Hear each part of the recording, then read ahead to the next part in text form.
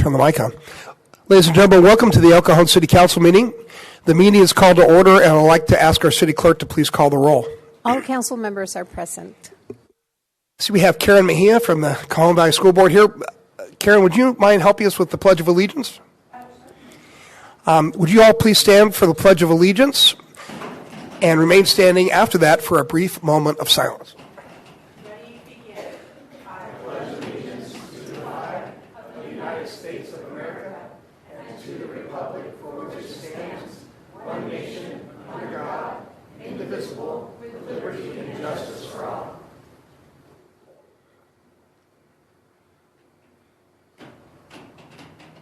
Thank you.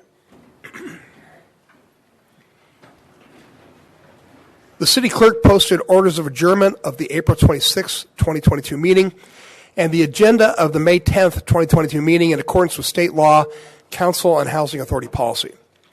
We have 4 presentations on today's agenda. For the first presentation, I'd like to invite branch manager Gina Bravo to tell us all about this. Hi, Gina. Hi.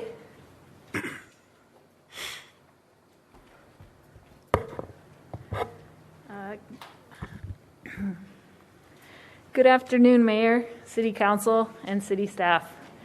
Thank you for this opportunity to speak. I'm Gina Bravo, Branch Manager of the El Cajon Library. I'm here to share some of the County Library's initiatives and accomplishments, as well as all the good things happening at the El Cajon branch. First, I wanted to let you know that we've expanded our hours. We're now open 7 days a week, including some evenings.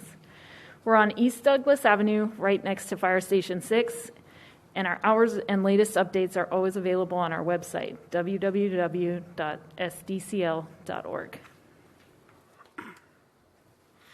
The County Library recently launched a new strategic plan.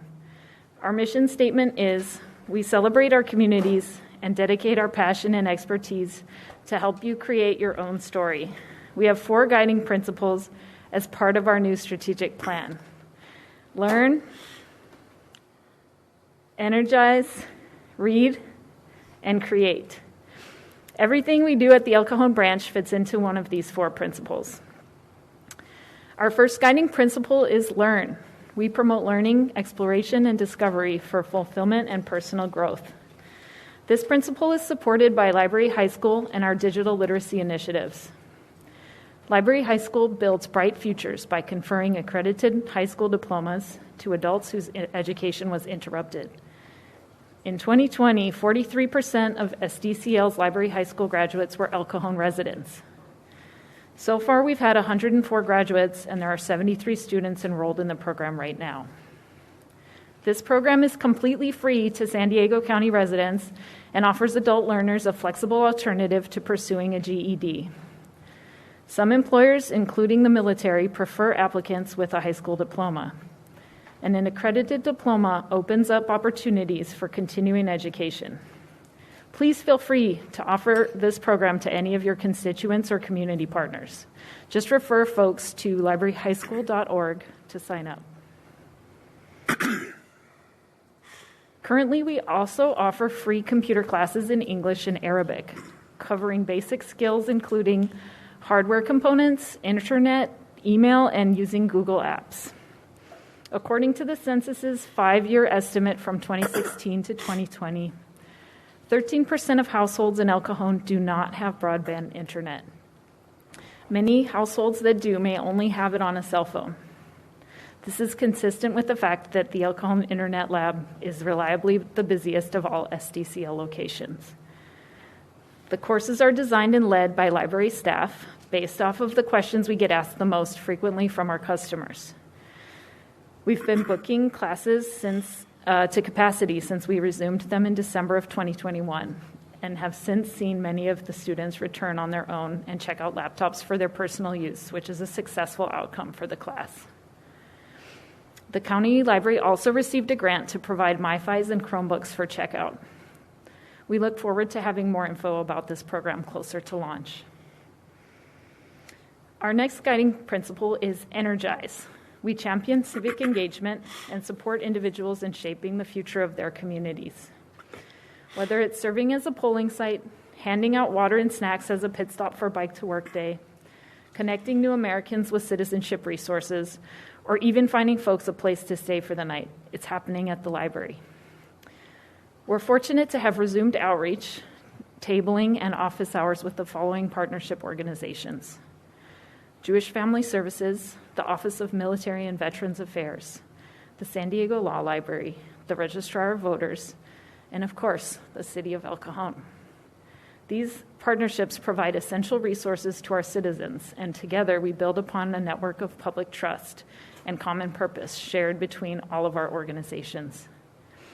It's a pleasure to be the brick-and-mortar home for so many important services and build community resources alongside our diverse community. The other initiative supporting the Energize principle is cultivating a strong workforce that is reflective of the community we serve. We aim to support community members in their professional development and job readiness through robust, expanded opportunities for adult volunteers and service learners. Volunteering is a great way to stay energized and engaged in the El Cajon community. The library is always looking for volunteers, both teens and adults. These photos are of our current volunteers for the library and the Friends of the Library's bookstore, as well as current staff that began their careers as library volunteers.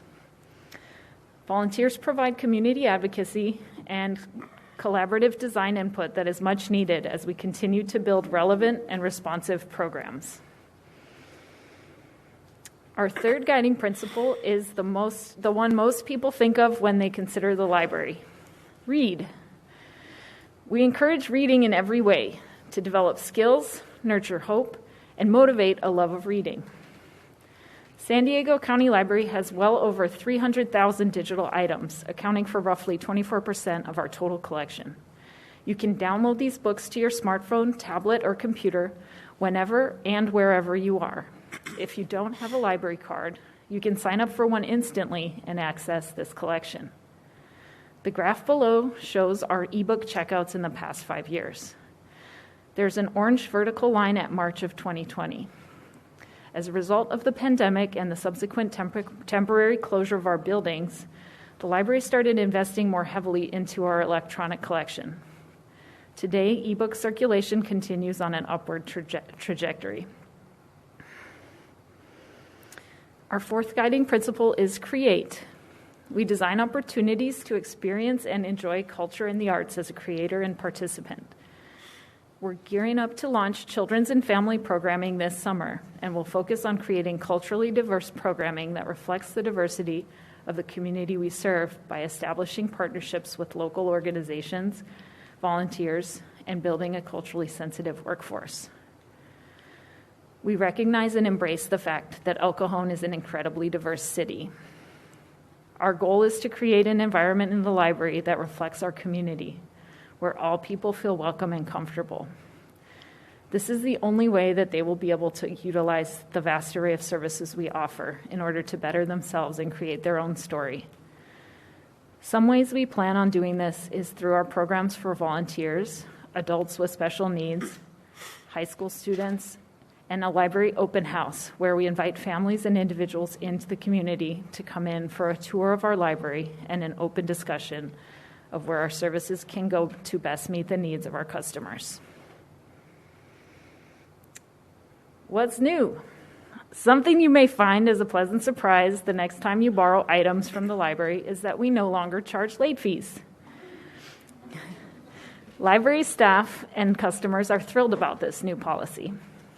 As long as items are returned, you will not have to pay anything. Also, last year the library launched a new website.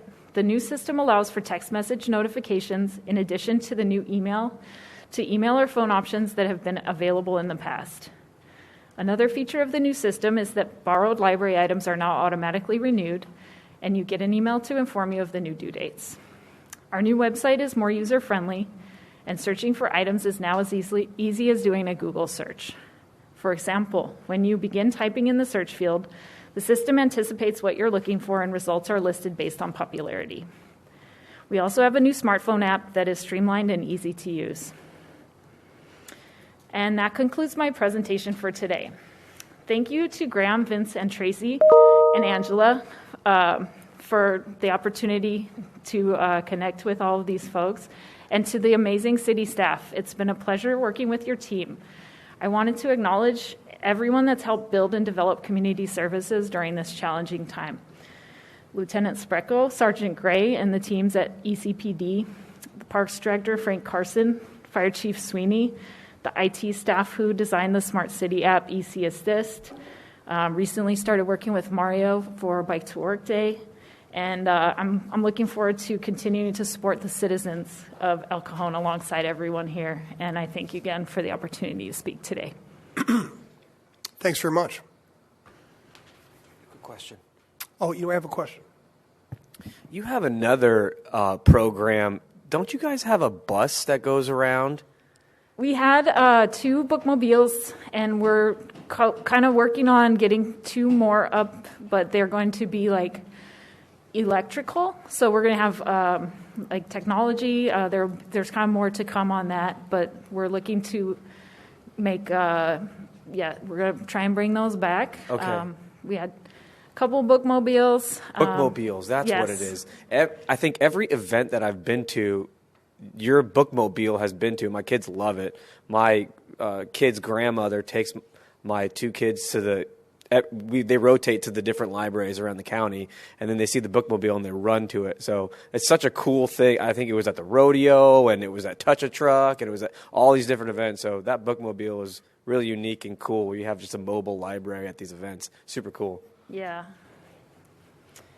Thank you. Thanks very much. All right, next I'd like to invite Professional Learning Coordinator Jen Petraglia to tell us about this TED Talks update. Did I get the name right? No, so that wasn't close at all, but you're just being, you're being diplomatic. A for effort. Okay. Sorry about that. Good afternoon, everybody. My name is Jen Petraglia, and I'm not only the professional learning coordinator at the Cajon Valley Union School District, but I am the TEDx Kids at El Cajon organizer. This is my 3rd year organizing this event. We came a couple weeks ago, maybe about a month ago now, with one of our speakers. Unfortunately, they're doing testing right now, so I was unable to bring a speaker with me today, but we had our event April 30th, and I personally want to thank Council Member and Deputy Mayor for attending. It was truly an honor to have you guys there. But I just wanted to give you guys kind of a recap of the day. It was an amazing, amazing day. This is our 8th year doing it. Just kind of a recap. TEDx Kids we have this in our district, but we really wanted to open it up to the community of El Cajon, where students ages from TK all the way to high school give a TED Talk. And so our youngest one this year was in 4th grade, 9 years old, giving a TED Talk on the stage right here at the Magnolia Theater, which was pretty amazing to see. These kids, the purpose of this program is to give empowerment and confidence through these talks for these kids to talk about something they're really passionate about, something yet you don't really get to talk about in the regular school day. So without further ado,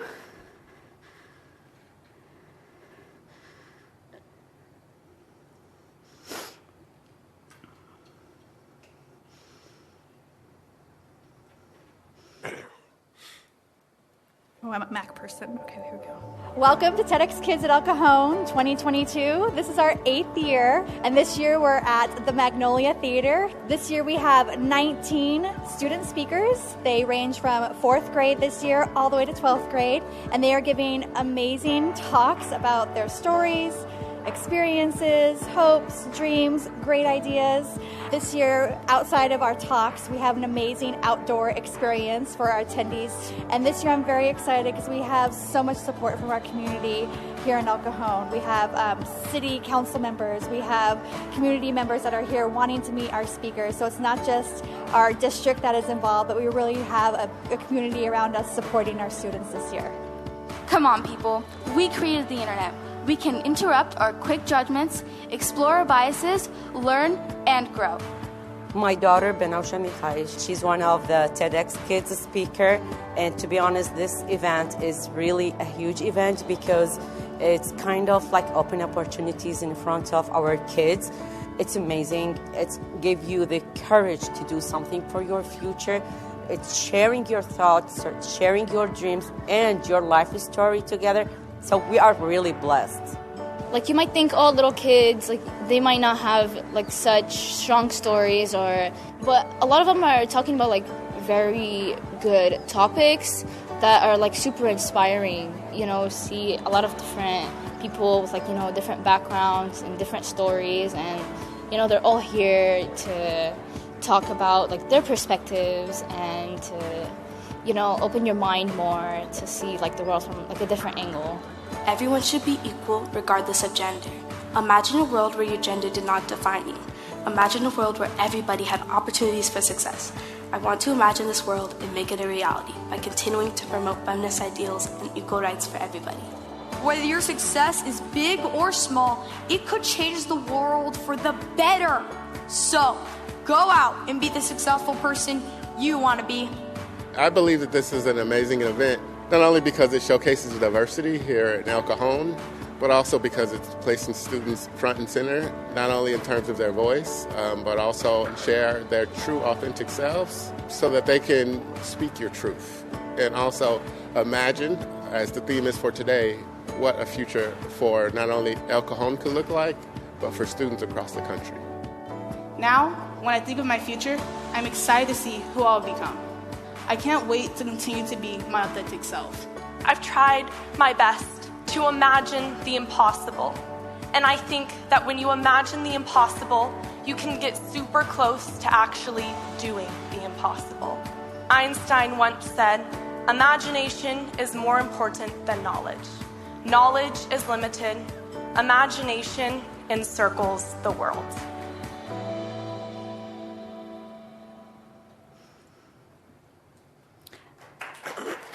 Thank you. So again, we never know what to expect. It was our first year at the Magnolia, so a lot of unknowns. If you struggle to lose weight. And then, oh, that was not. Sorry about that. And then being virtual for the past 2 years, it was such an exciting thing to be around people again. You just felt the energy in the community. We've had it at Greenfield Middle School the last few years, and to have it more central here and to have the community more involved, it was such an amazing event. And I cried at every session. I look back and see the family members crying, and you see the proudness and the joy that they have. So again, I just want to thank you. I'm hoping next year we'll be back again, bring more speakers to you guys, and invite you guys a lot sooner. But I hope you guys can join next year. It's just such an amazing event, and I want to thank you guys for this opportunity. Overall, some stats, we had close to about 1,000 people attend the day, not just our district, but really the community coming out to support them. We had over 100 volunteers altogether, so we had 19 speakers. They came from 14 of our Cajon Valley Union School District schools, and then 2 of our speakers came from Granite High School. And then we had 15 performances. We had inside performances and outside performances with 10 Cajon Valley schools. We had Still Canyon involved and 1 community Afghani group. We had 160 art displays from 9 different schools, including El Cajon High School. And then you saw outside a little bit, we had a lot of interactive activities for everybody. So we had 8 interactive activities, including some booths that kids can be a part of, and some meet the speakers, or we got to go up and meet the speakers individually and ask them questions, which they felt like superstars. You know, they were like the paparazzi around them, so it was pretty cool. And then we had some amazing food trucks to help us out throughout the day. So such an amazing event, such an amazing day. Looking forward to next year. So thank you so much. A couple questions. No question. I thoroughly enjoyed. I'm sorry I didn't stay for the 3rd session. It was a very long day. It was, yeah. But one thing I want to impress upon the audience, if you get a chance to watch this next year, go. Just because they're little kids, do not discount them. The message that they gave, every single adult needs to hear. It was so powerful and so moving, and I was so very proud of them. I know I'm using the word so very much. But it was just one of those things, and as a grandmother, I know I would have been bawling my head off, but it was just a wonderful, wonderful presentation. And when they stumbled over their words, you wanted to just go up and go, it's okay. And we all clapped for them, and it was a great experience. Thank you so much for inviting me. I appreciated it, and it was wonderful. Thank you. Thank you. Yeah, I think you skipped over something that's worth noting. This is the only TED Talks in the nation that has elementary school kids speak. Yes. So we right here in El Cajon, so super unique. Yeah. And I just have to echo what Councilmember Mitchell said. I was enthralled, completely impressed with the entire program. It was literally done perfectly. The topics that the kids spoke on, getting off of your devices, get outside, citing statistics from Yale, showing the benefits of not helicopter parenting and letting kids play and experiential learning. And I was just completely amazed. And then, so it's focused on public speaking, but then the kids get an idea of what it's like to put on an event and the soft skills and the coordination and the teamwork and the show must go on. And then there was a couple presenters that, like you said, stumbled over their words. And that was really an incredible moment when they had to compose themselves when they hit a hard point, and then they kept going when they get knocked down and get back up. I mean, you don't get this kind of exposure or opportunity anywhere else in elementary school. So super unique program, job well done. Thank you. I think it's a fantastic program. And yeah, if you haven't gotten a chance to go there, it really is something special. Yeah, we'll definitely be back. I think it's really neat to see. I mean, these kids have this on their resume. You know, I've done a TED Talk. You know, what other kid can go to a job interview, put that on their resume, and say that's pretty cool. So all their talks will be uploaded to YouTube, the TED station, with a global platform, so not just family and friends see it, but really everybody around the world. So pretty cool that we can share their passions with everyone. Yeah, thank you guys. Thanks very much.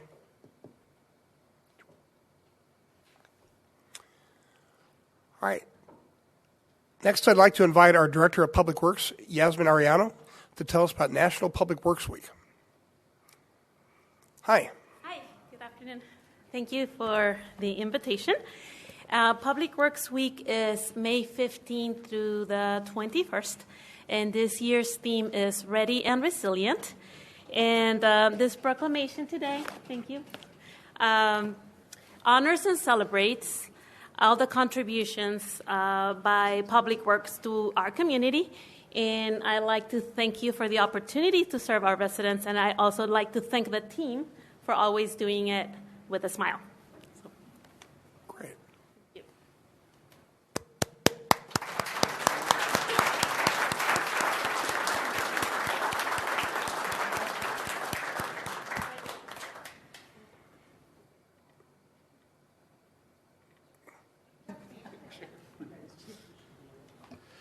So as we take this photo, as you know, our Public Works Department is one of our largest departments, and this represents just one person from each of the different divisions that they do, anywhere from GIS to streets to vehicle maintenance to sewer.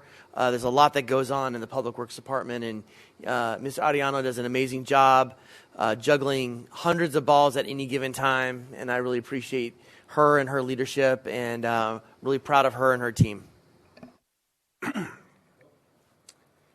And thank you for the proclamation. Steve. Hey, Yasmin. I had some friends who used to live in El Cajon, and they moved back to Virginia about 4 years ago to be closer to their kids. We had them over for dinner Saturday night. They said, we haven't been here in 4 years. We drove on El Cajon, and it was so much cleaner. It was so much nicer. She said it was so vibrant that I said, well, I got to tell the Public Works crew. So I'm glad you're here. I'm glad you're all here to hear it. It's noticeably different. You're incredibly responsive, and you do great work for the people of El Cajon. So thank you. Yeah, well, thank you. These are the people that make it possible. Thank you. I also want to echo my colleagues' statements that you guys do a wonderful job. Whenever I'm out on the streets and I see a Public Works truck, I try to look, to see who's there, see if I recognize anyone.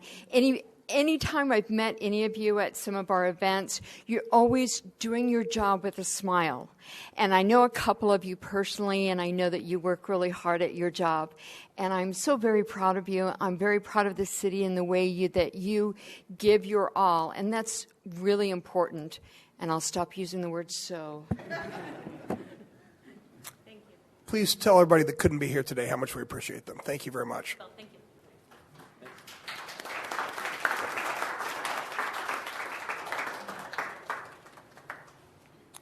And lastly, our Deputy Director of Public Works, Mario Sanchez, will tell us about Bike to Work Day. Okay, good afternoon, Mayor and members of council. May is National Bike to Work Month, and our annual Bike to Work Day is coming up again on May 19th, Thursday, and we're going to team up with the County Library, Gina Bravo. I think she's still here. Hello. And this is the 32nd annual Bike to Work Day that's held in the county. It's sponsored by Sandag, and we get over 100 cyclists that turn out to our pit stop. So it's a really popular pit stop in East County. So with that, thank you for the proclamation. Thank you, Mario. Appreciate it.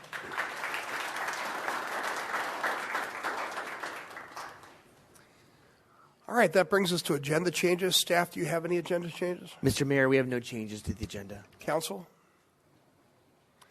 That brings us to consent items. Consent items are routine matters enacted by one motion. According to the recommendation listed below, with the concurrence of the City Council, a council member or person in attendance may request discussion of a consent item at this time. Council members, do you wish to pull any of the consent items?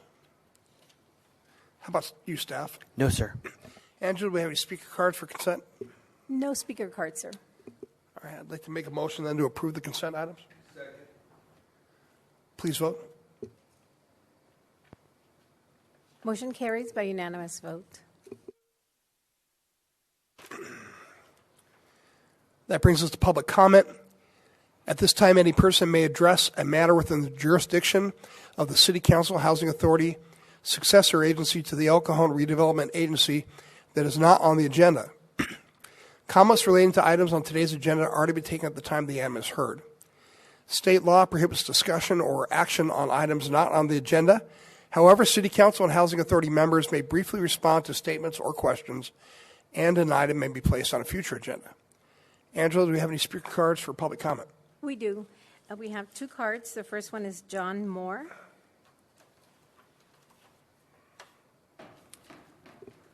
Well, Mr. Moore, welcome.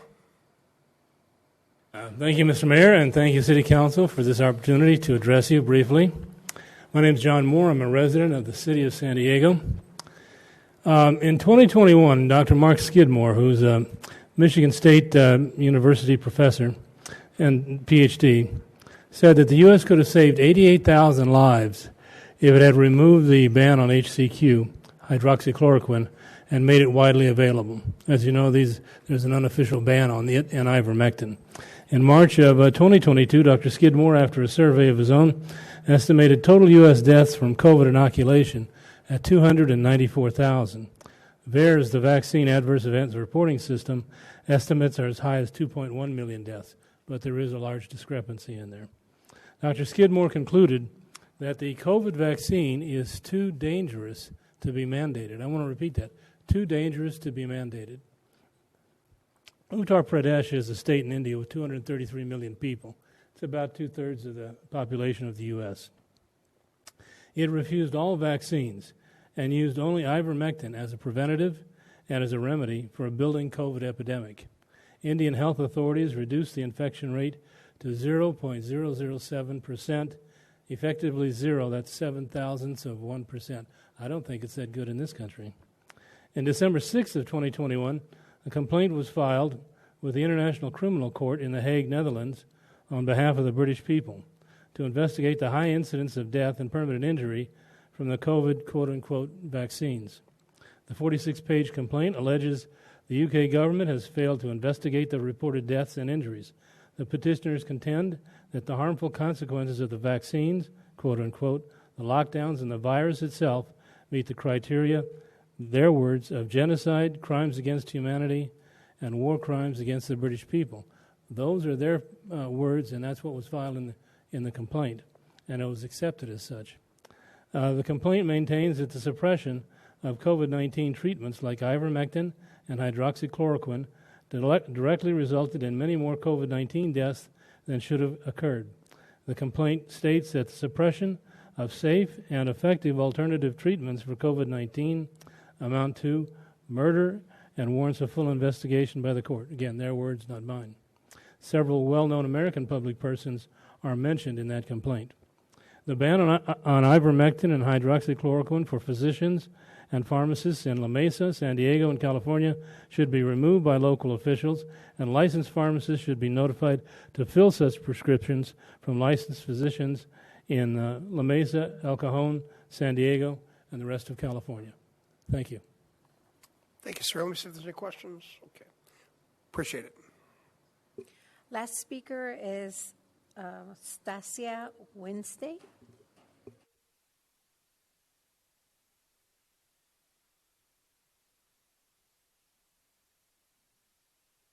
Hello, welcome. I've been a resident of El Cajon, actually born and raised 42 years. I bought a condo about 20 years ago, and I have been living a nightmare for the last 9 months with my HOA. I've exhausted all avenues to do whatever I can do by holding them accountable. They have changed management companies 3 different times in the last year.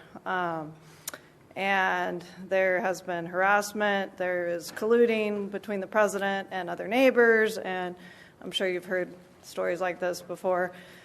It's becoming very frustrating to the point that I'm at a loss without the city's help or hiring an attorney. It's not rentable. It was supposed to be a rental at some point. I'm trying to hang on here in this state for a few more years and run my business. I made it through the pandemic, and this is extremely frustrating to have this be my quality of life and living conditions. And I just am looking for any additional help that the city can provide in helping me, because they have all the power in this situation. And there's, it's our property values. It's if I can't live there without selling it, that's a problem. And I'm the one in the community. It's switched out over the last few years of a lot of retired, wealthier people into Section 8 nightmares. And this isn't the way it should be. Owners shouldn't be forced out of their homes by Section 8 and by corrupt HOAs. And the city is obviously going to suffer. People like me are leaving, and those are the people replacing me. So if there's anything or any help that can be given, I'd really appreciate it, or where I go from here. I'm going to ask our city manager to weigh in on this. So council and mayor, as you know, we don't have any regulatory authority over an HOA. Clearly, we have municipal code sections that we can look into. The time for public comment, we can't delve into all that needs to be delved into. We'll reach out, ma'am, and we'll find out what we can do, and whatever we have the power or authority to do, we'll take care of that. We have connections with the housing advocate, right? Correct. There is. We can use our contracted advocacy organization too. Let's try that. But too. we'll find out what the situation is, and we'll see what we can do. Yeah, we certainly will help you as much as we possibly can. Okay. Thank you very much. Thank you. Sorry you're going through this. Oh, yeah. Thank you.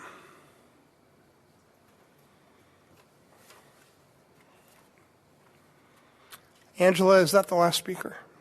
Sir, that is the last speaker. Okay.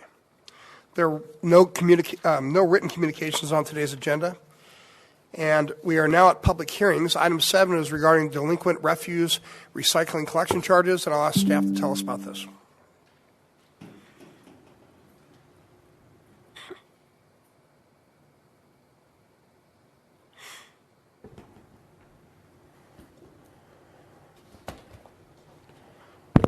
Thank you, Mr. Mayor, members of City Council.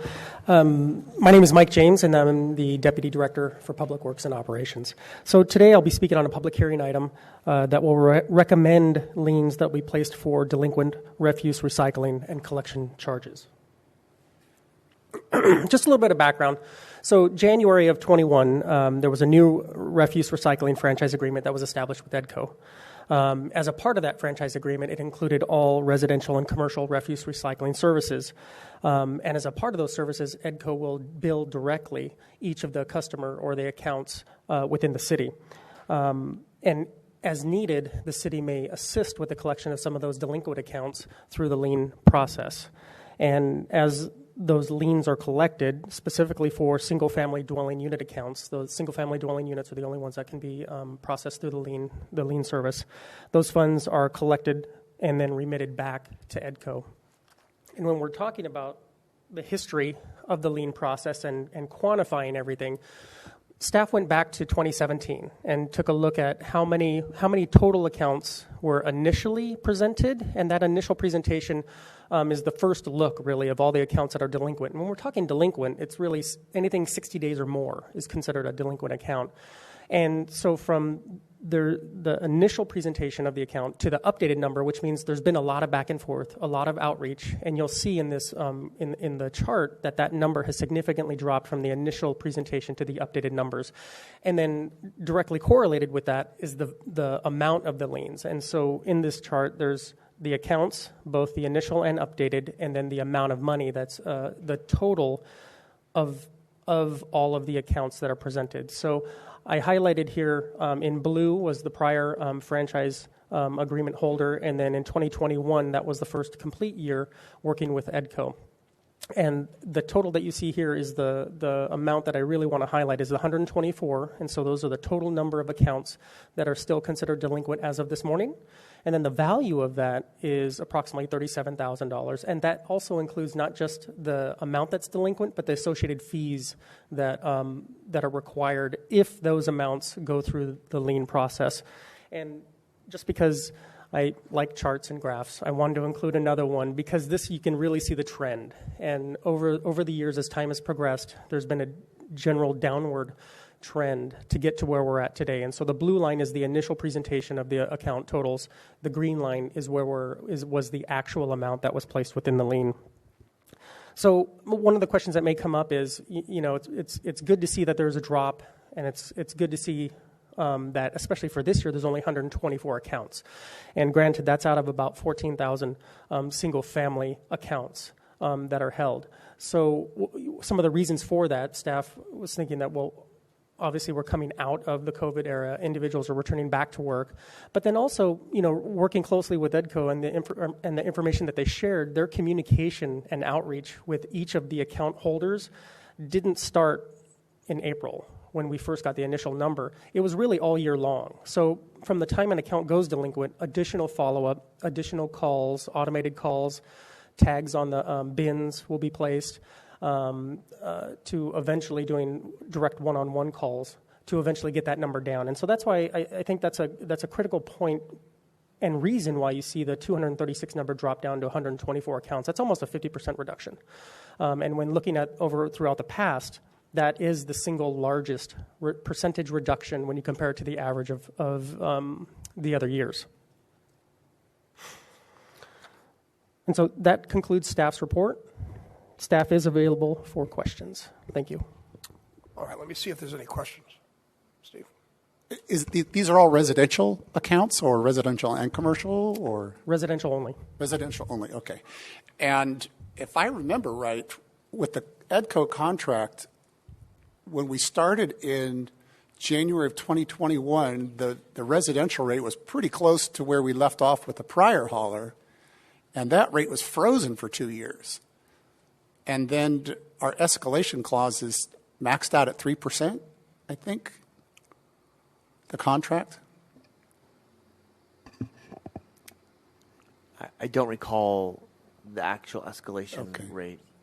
That's okay. I think it is 3%. Oh, it's actually 4%. 4%. I don't know many things in this world that are still at 4%. There's a whole lot that's a lot higher than 4% inflation right now. So I think we got a great contract with EDCO. And I'm sorry, EDCO, that you haven't been able to raise rates this year, but the people of El Cajon, thank you that you froze the rates for a year.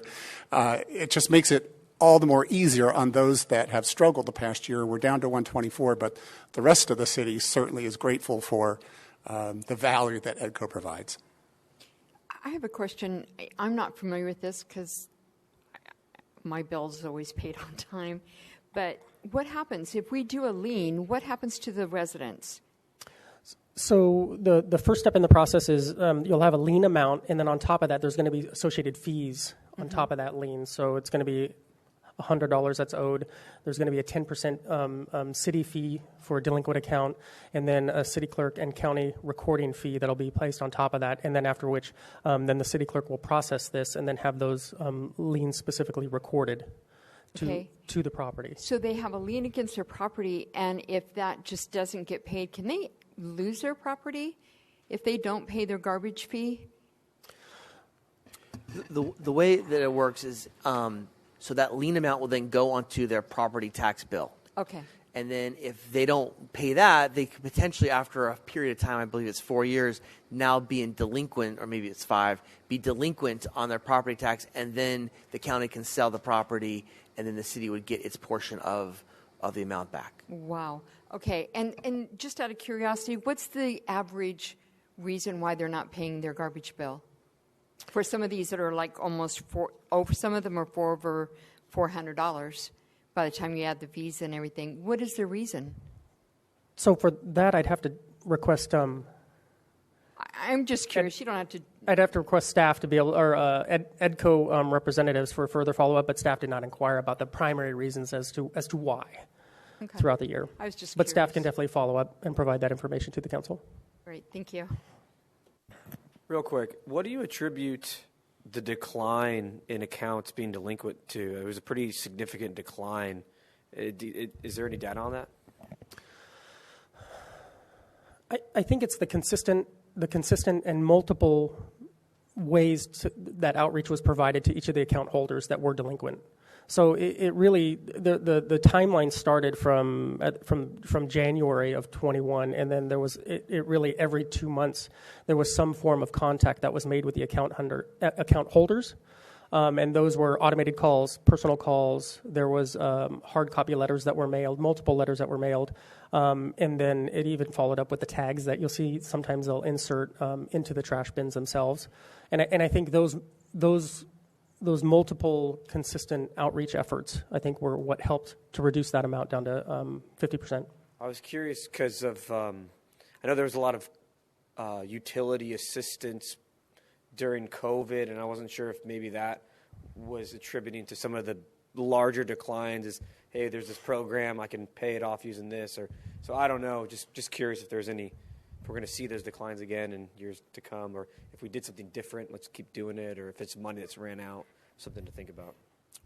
Mr. Ortiz, I don't know if this is the reason why, but as we were going through the RFP process and selecting the contract or the franchisee, there was 3 that we were looking at, as you recall, and one of the features that EDCO scored high on is they actually have a local customer service representatives. They're actually headquartered out of Lemon Grove for the most part. And so there's this local connection. It's not shipped to some other part of the United States. And I think that, I don't know if that makes a difference, but it was one of the factors that we felt that they felt more localized, more caring. And I think that may be some of the reason why you see some of that. All right. Anybody else? Thanks very much. Nice report. Thank you. All right. The public hearing is now open. Angela, do we have any speaker cards? There are no speaker cards, sir. Make a motion to close the public hearing. Second. Please vote. Motion carries by unanimous vote. All right. Looking for a motion. I'll move to adopt.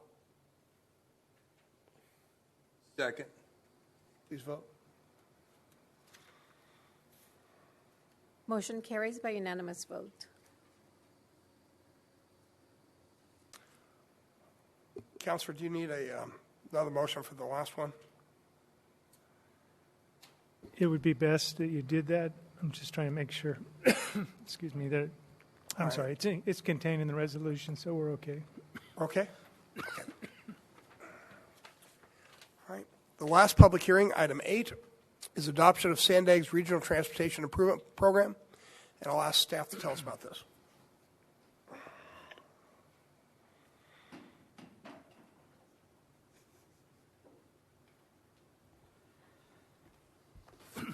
Good afternoon again, Mayor and members of Council. This item, the public hearing items, the 2023 Regional Transportation Improvement Program. And what it is, it's our Transnet is the half-cent county-wide sales tax that helps fund local projects or local transportation projects. And every 2 years, SANDAG requires local agencies to update the RTIP to reflect any changes to their capital improvement program. And the adoption process requires a formal public hearing by the local governing body. And over the next 5 years, the city will probably receive almost $3 million a year to fund our capital improvement program. So we use our Transnet funds to fund our overlay projects, traffic signal projects, streetlight projects, resurfacing, sidewalks, and other matching funds for other transportation projects. And with that, I'll open it up to questions. Any questions? Pretty straightforward. Thank you very much. You're welcome.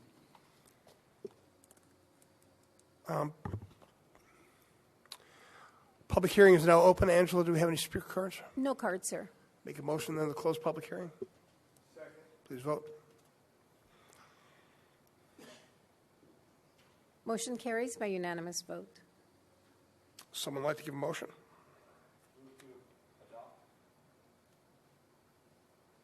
Second. Please vote. Motion carries by unanimous vote.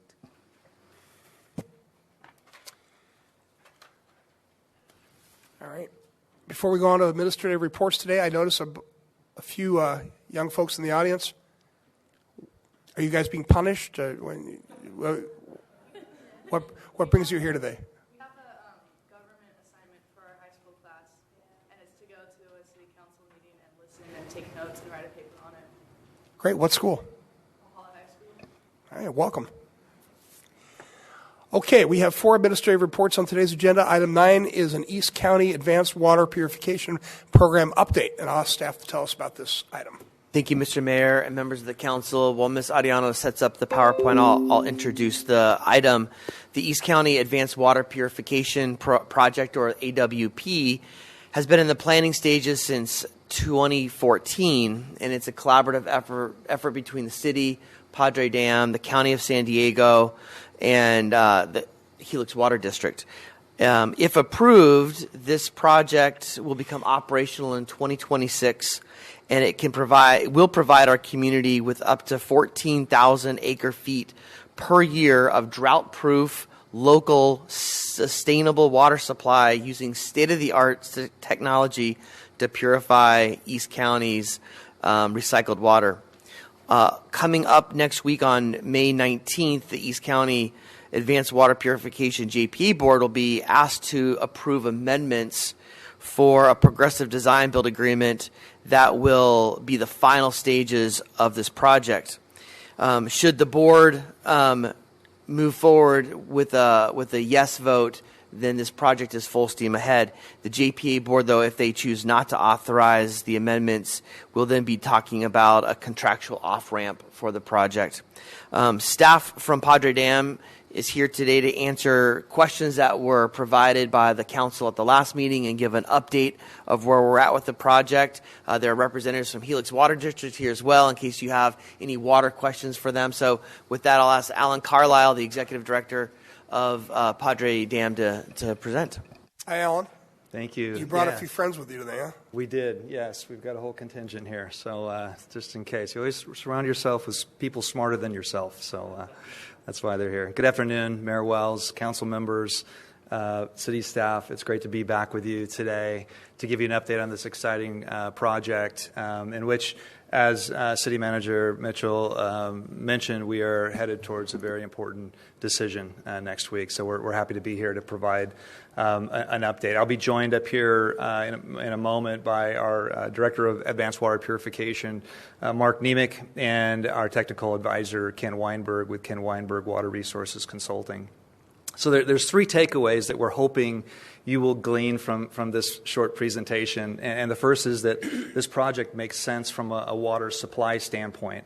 This project, as City Manager Mitchell mentioned, will create a new new source of local, safe, reliable, drought-proof water for about 500,000 East County residents. Critically important, especially in this time that we find ourselves in. Secondly, this project, from the information that we have here today, is financially feasible. The long-term investment for water and wastewater ratepayers is, again, based on the information we have today, less than the no-build alternative or status quo option. And then finally, this project does achieve some environmental benefits. We eliminate the discharge of about 15 million gallons of wastewater per day, headed from East County 20 miles down to Point Loma to the Pacific Ocean. So with that, we'll get into the presentation. We want to provide you with this update. First and foremost, these are the goals and the benefits of this project: a new local supply, reduced dependence on imported supplies, the elimination of discharge of 15 MGD into the Pacific Ocean. And this project, when online, will provide East County, 500,000 people, with 30% of their water supply. As you have heard, we are in a pretty serious situation in terms of drought in the state of California. The western U.S. is in one of the worst droughts in 1,200 years. The Colorado River Basin, for the first time ever in its history, is under a shortage declaration. The first state that will be impacted by that shortage will be Arizona, California, not too far behind. Historic low levels in Lake Mead and Lake Powell. You may have seen on the news, they're finding some interesting things at the bottom of Lake Mead. The State Water Project up in Northern California, where water flows from 600 miles away, third consecutive dry year. The governor has declared an executive order, did do so in March, and is expected to make another announcement, an emergency conservation regulation announcement later this month or early in June. So this project couldn't happen at a more necessary time. This is the story of our wastewater in East County. Three agencies. The County of San Diego contributes about 4 million gallons a day. The City of Santee, 4 million gallons a day. And the City of El Cajon, 7 million gallons a day, all flowing down Mission Gorge, about a stone's throw away from Santee Lakes in our existing water reclamation facility, where we capture only 2 MGD of that flow. So that means 13 million gallons a day is flowing 20 miles down to Point Loma, where it's partially treated and then put out into the Pacific Ocean. We can do better than that. We have the technology to take that water, to reuse it, and to make it a benefit for East County. So this is what we want to do. We want to build a new advanced water treatment facility north of Santee Lakes. We want to capture all 15 million gallons of that wastewater every day, clean it, purify it, and then send it over to our partners and friends over at Helix Water District. I'm glad to be joined by the General Manager, Carlos Lugos, here today, and his staff. It will be blended with Lake Jennings water as a raw water supply, treated one more time, and then put into the distribution system, serving 500,000 East County residents, creating 30% of our water supply here locally. So this is a project overview from a map standpoint. You've got the 4 packages. We've divided the project into 4 packages. Package 1 up at the top there is the largest component. That's the new water recycling facility and the advanced treatment facility. Package 2 is over on the right. That's the pipeline that takes the water over to Lake Jennings, a project in and of itself, traveling all the way through Santee, down lakes through Lakeside, and then making its way into Lake Jennings. Package 3 is improvements to pump stations, new force main from the new treatment facilities down to the East Mission Gorge pump station. And then Package 4 is a new brine line and the refurbishment of an existing force main through Mission Trails Park. As I said, we are procuring this in 4 packages. AECOM Lyles is one of the joint ventures that will be deploying this project, progressive design build concept. And then Orion GHD is also the other joint ventures. This is our board of directors. representatives from each agency. El Cajon is represented by Steve Goebel, who is the chair of the East County Advanced Water Purification, JPA, and we appreciate your leadership, Chair Goebel. You've done a fantastic job. We're joined by Joel Anderson from the County of San Diego, Augie Cares from Padre Dam, and then Joel Scalzetti from the Helix Water District. So this is the governance structure. The JPA is formed with 3 wastewater agencies, Padre Dam, the county, and El Cajon. We have contracts for water and wastewater. On the left-hand side, you see water purchases, water agreements with Padre Dam and Helix. So the JPA will sell the product water to both Padre Dam and Helix as a revenue source. On the right-hand side are the wastewater agreements with all 3 agencies, the County of San Diego, the City of El Cajon, and Padre Dam. So this will be the structure by which we will move the project forward. With that, I'm going to go ahead and turn this over to Ken Weinberg, who's going to get into some more of the technical details and the financials. Thank you, Alan. Good afternoon, Mayor, council members. I'm going to talk about probably what is of keen interest to everybody, the financial findings and conclusions on that. So, just to tell you a little bit about myself, my name is Ken Weinberg, and I've spent about 30 years in the public sector and in consulting, and 24 of those years were at the San Diego County Water Authority. And I spent most of my time there as a director of water resources. And I'm an independent advisor on this project because I bring experience in large infrastructure projects, doing the financial, economic analysis, project development, permitting, all of those things. But, at the end of the day, a board or a council has to make a financial decision.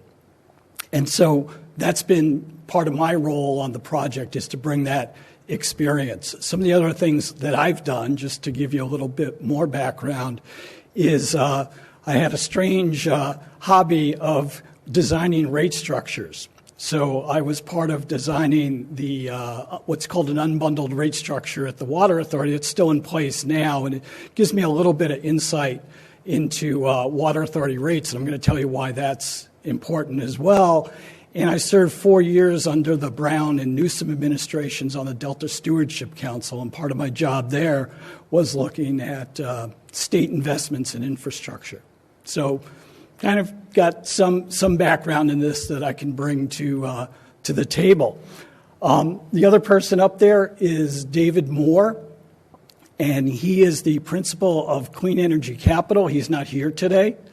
But David and I both worked together on the Carlsbad desalination project. That was kind of a main work effort for me over many years, and I worked with David, and he was in this role of a financial advisor. So again, big, very deep background in infrastructure projects and a lot of experience in the water space. Being an investment banker, you could see some of the specifics in his background.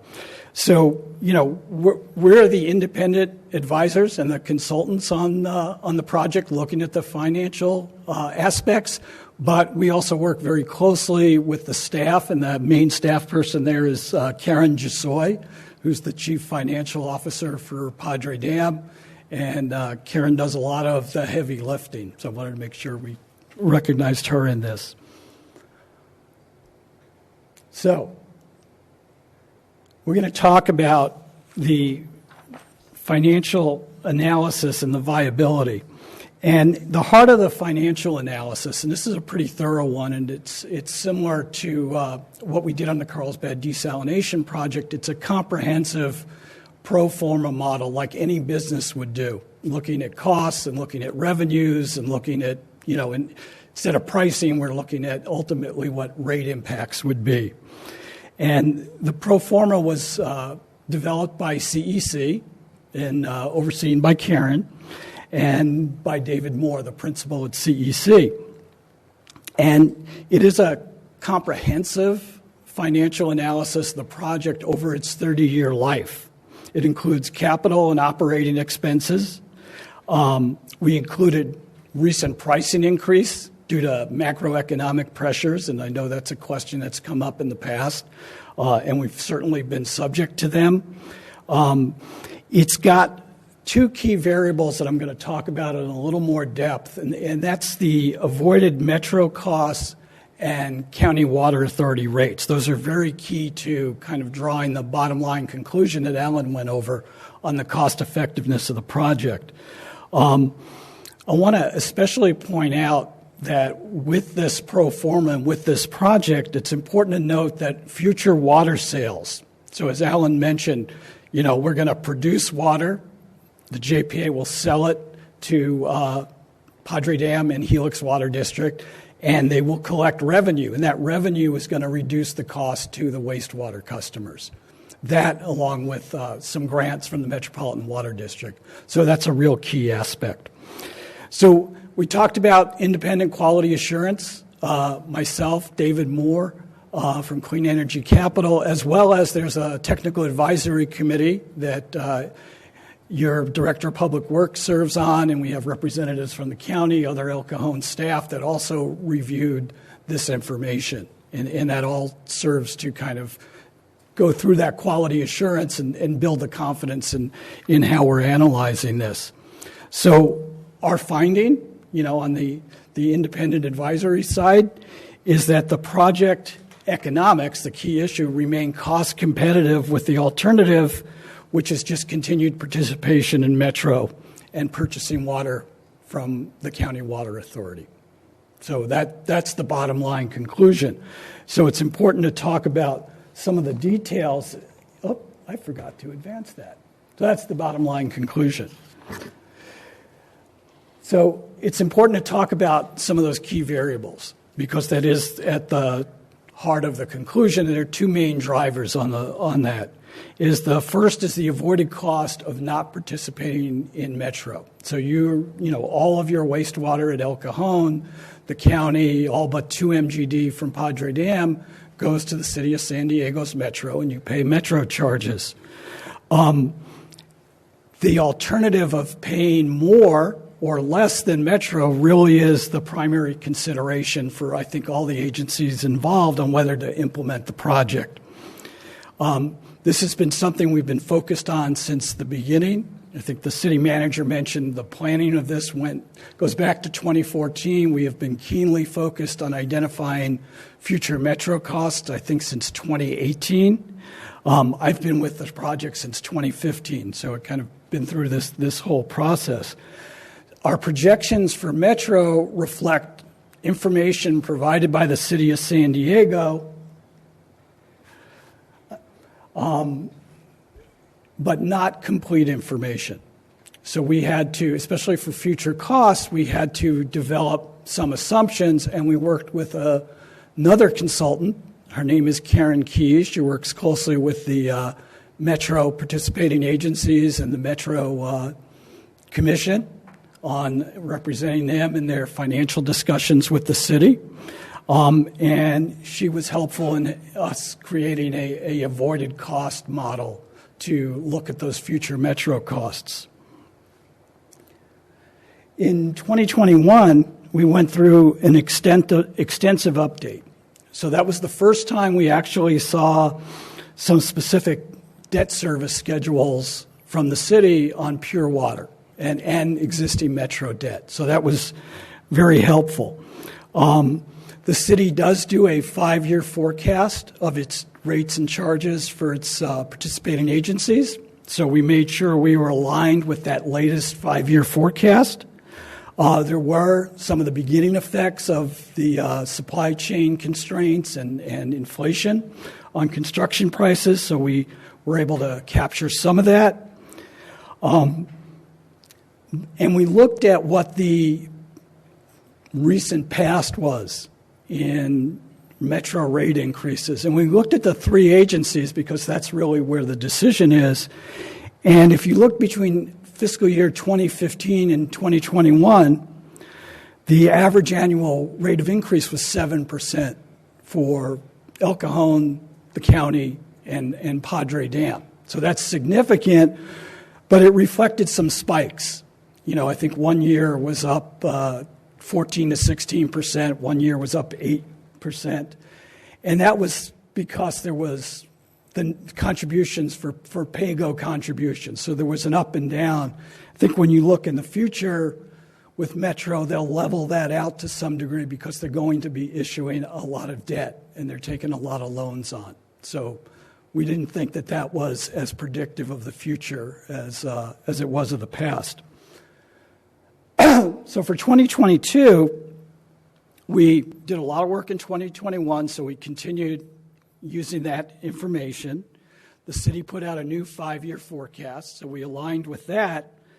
We increased some of their operating and maintenance costs because inflation went up. We had old inflation assumptions. We also increased inflation for the AWP project, so felt that it was symmetrical to do the same for them. But we felt like we needed to maintain conservative assumptions because we're still not getting complete information from the city, especially the financial impacts of Phase 2 Pure Water, which they're really at the early planning stages and they have preliminary cost estimates, but there's no financing plan.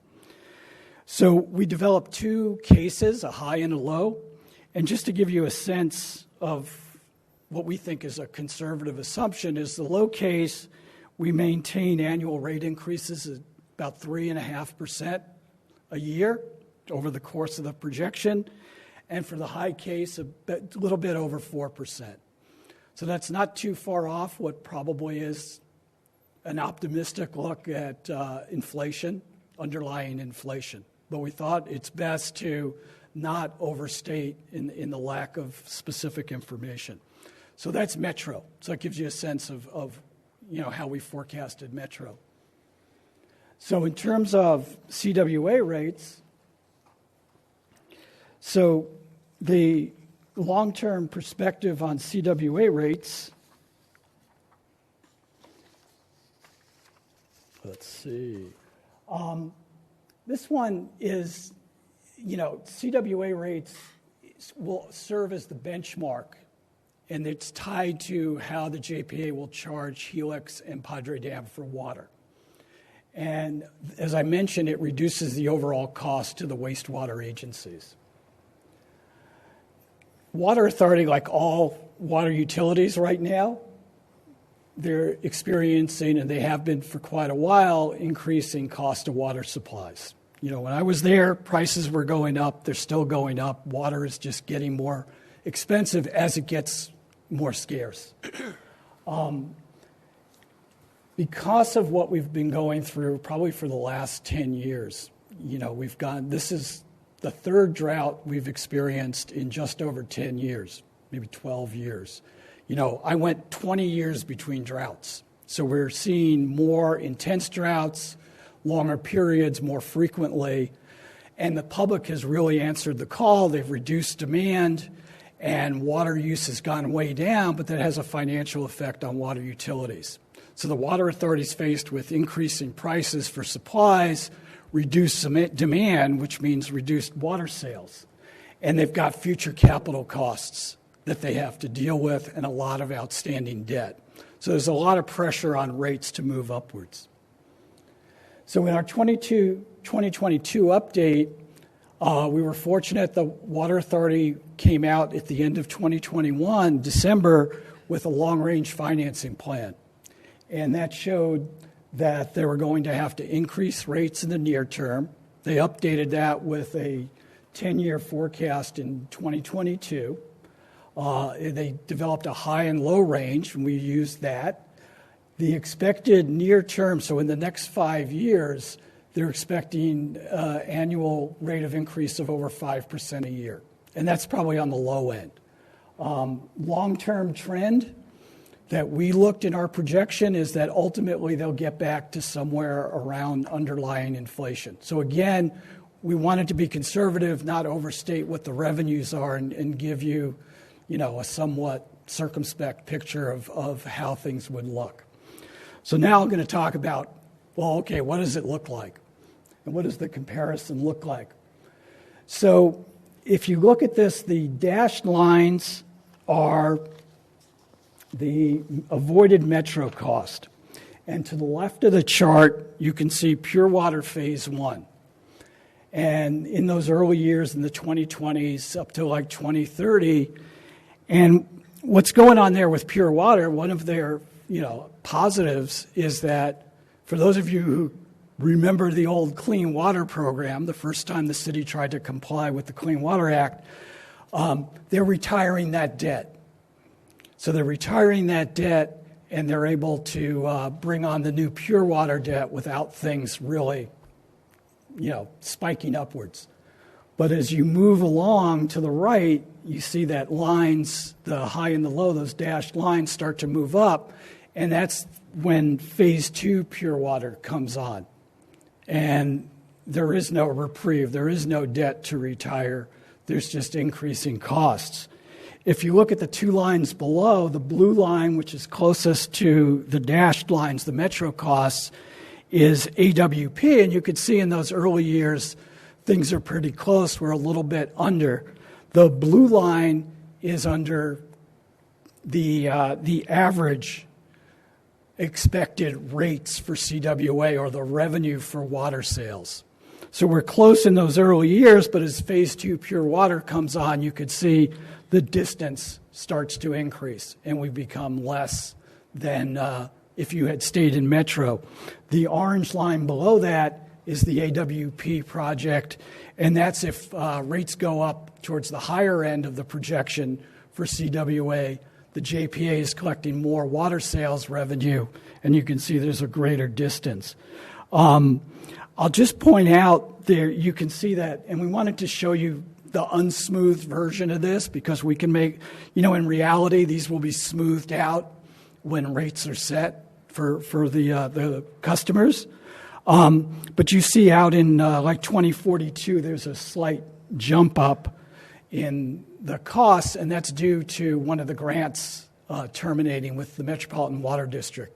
We'll get about $6 million a year in financial incentives for doing a local supply project. So, in conclusion, this is the snapshot of why the project makes sense. Competitive with Metro, and the opportunity to be significantly less in those out years is great. So at this point, I'm going to turn it over to Mark Nemec, the AWP director, to respond to some of your previous questions. You won't forget to. No, I won't forget to click, Ken. Thank you. Well, thanks for that analysis, Ken. This is the topic, right? This is what does it cost? Is it better than doing business as usual? And I think with our consultants and Ken Weinberg and Karen, we've looked at it very deeply and made good assumptions. And I think what we're looking at here is that the project does make financial sense. My name is Mark Nemec, Director of AWP. Good to be here, Mayor Wells, council members, and staff. I want to get to the good stuff. I want to get to what's next. I want to talk about where we're going to be going once the JPA board gives us approval to go forward. But before I do that, I want to take a couple slides and respond to the questions that the council members brought up at the April 26th council meeting, the last council meeting. So let me move into that.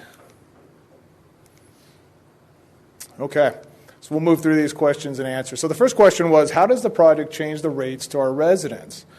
And I think in answering this question, I think it's important to provide some background. Utility rates typically made up of both external wholesale costs and the internal agency costs, which include distribution costs, administration costs, operation costs. Currently, the project's member agencies either use the Metro system for wastewater treatment, as Ken talked about, or we purchase the majority of the potable water from County Water Authority. When the project's online, it's going to replace a portion of these wholesale costs.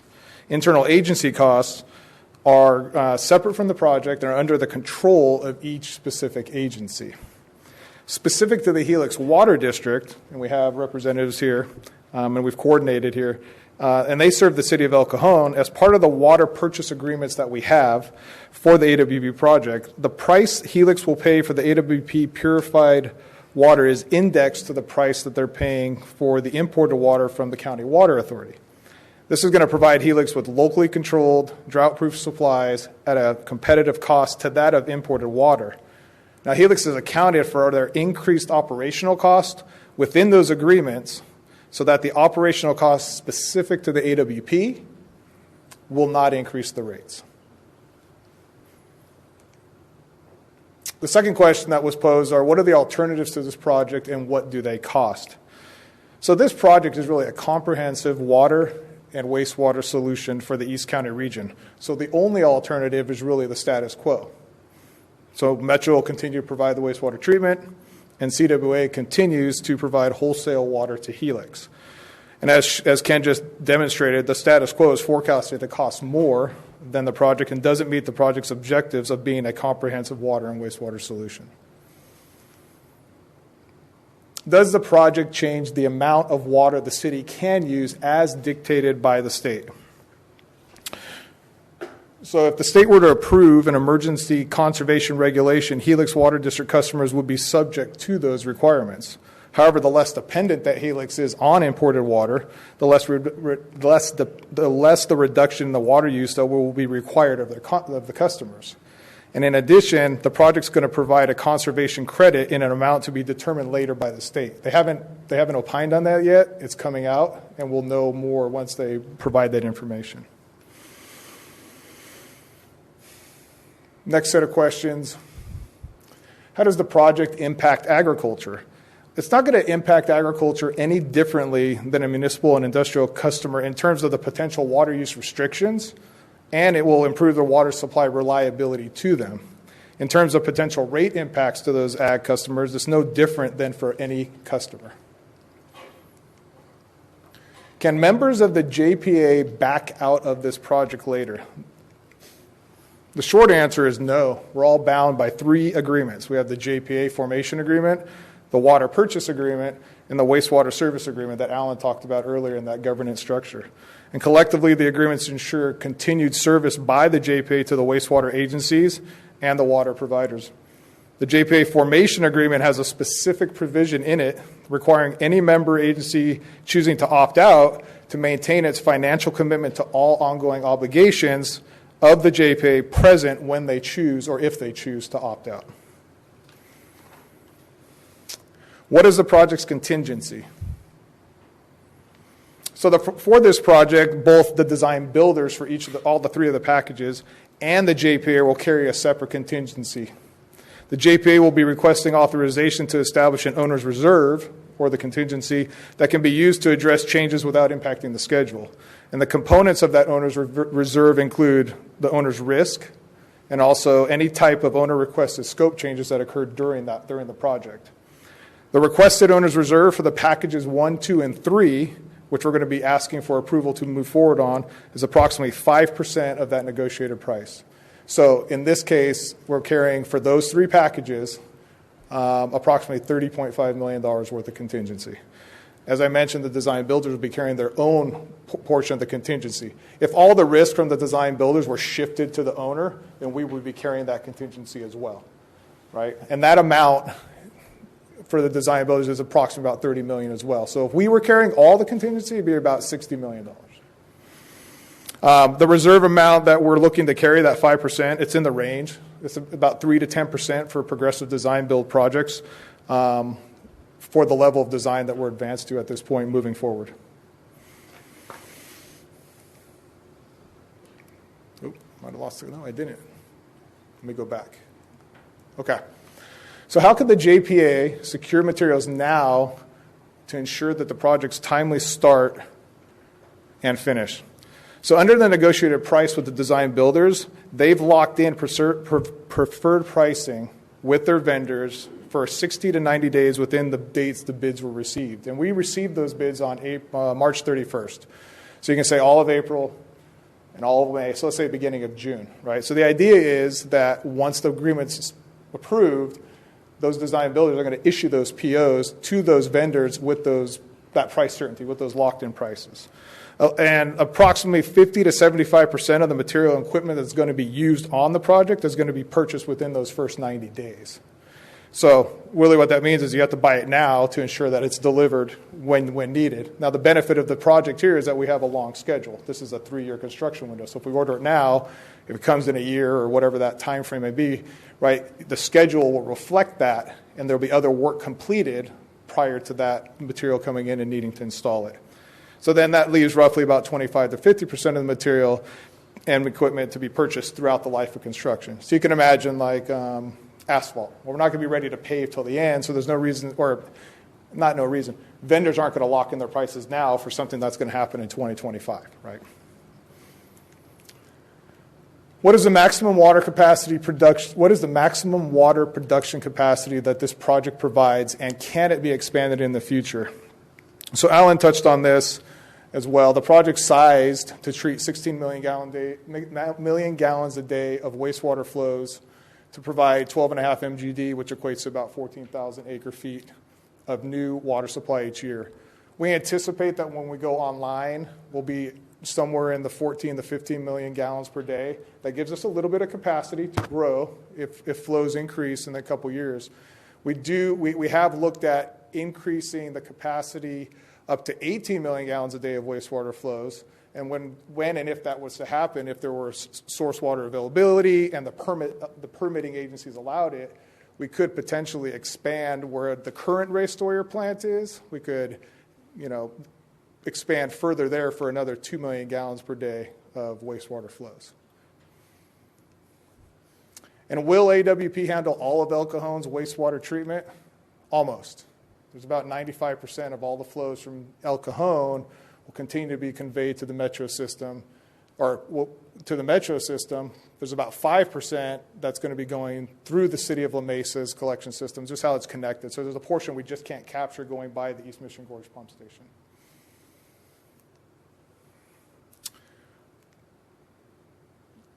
Last question, is there an education and outreach program? Absolutely. Has to be. If there wasn't, we'd probably be in trouble right now. But yeah, and it's a great one. Public relations and community outreach are key to the success and the public acceptance of this project, of the AWP project. And the JPA has designed and implemented an award-winning outreach and education project. As part of the project, there will be a visitor and educational center as well, and that's going to continue to focus on the importance of the water conservation going forward.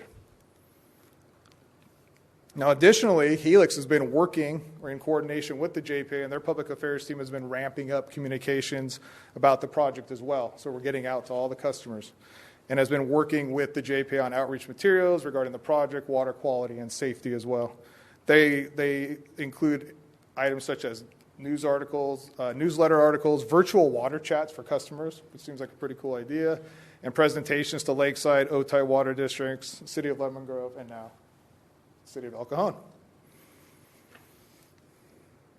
Okay, so those were the questions that were posed. I hope we answered them pretty thoroughly, and we gave you guys, responded back. We wanted to acknowledge that we heard you, and that we gave you some response.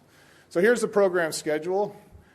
There's 2 parts. We're at that red line. We're getting into May 19th, the JPA board meeting for the approval to move into the next phase, which we call phase 2. We complete design and construction. But I don't want to, leave the past without acknowledging that there's a lot of work that's been done to this point in time. You heard we've been looking at this since 2014, and in 2019, when this calendar starts, is when the JPA was formed. I remember being in this council hall, this council room, not for a meeting, a council meeting, but for the industry day. We kind of kicked it off. We said, hey, contractors, designers, design builders, here we are. Are you guys ready? Right, and kind of shared the project at that time, and that was just after the JPA was formed. So here, 3 years later, we've done a lot of work with the regulatory agencies. We're going to continue to do work with the regulatory agencies. Right, it's the safety, the public health. We've got to continue to engage.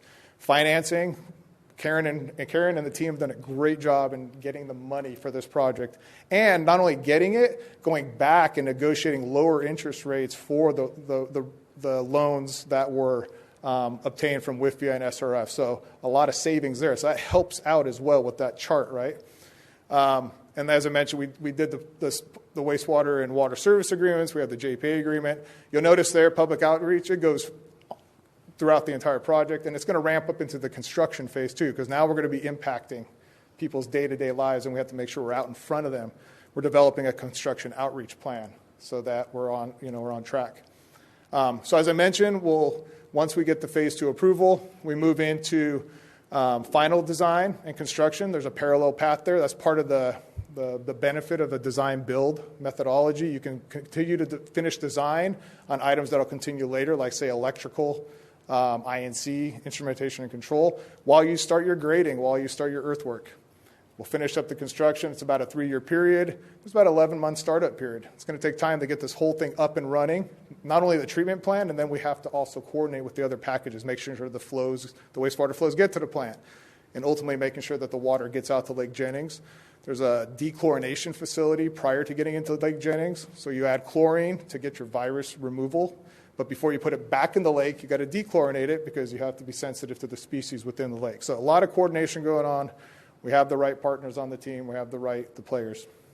And we anticipate being online in early 2026. So what are the next steps? May 19th, we're going to be at the board meeting where Councilmember Goebel, as the chair, will be leading that meeting. We'll be looking for Phase 2 amendments to the agreements to move in for packages 1, 2, and 3 to move into that next phase, and also the overall AWP budget. And then we get the good stuff, right? June 1st, we get notice to proceed, and we have a groundbreaking ceremony. I hear we have a great event plan. We're looking forward to it. And then in summer, that's when the work starts, and we got to start putting this thing into the ground and getting it built. So with that, I'll turn it over for any questions. I hope I kind of got us back on track for you guys, and appreciate the time, and hope you guys got the responses you were looking for. Thanks. Nice presentation. Questions? Michelle?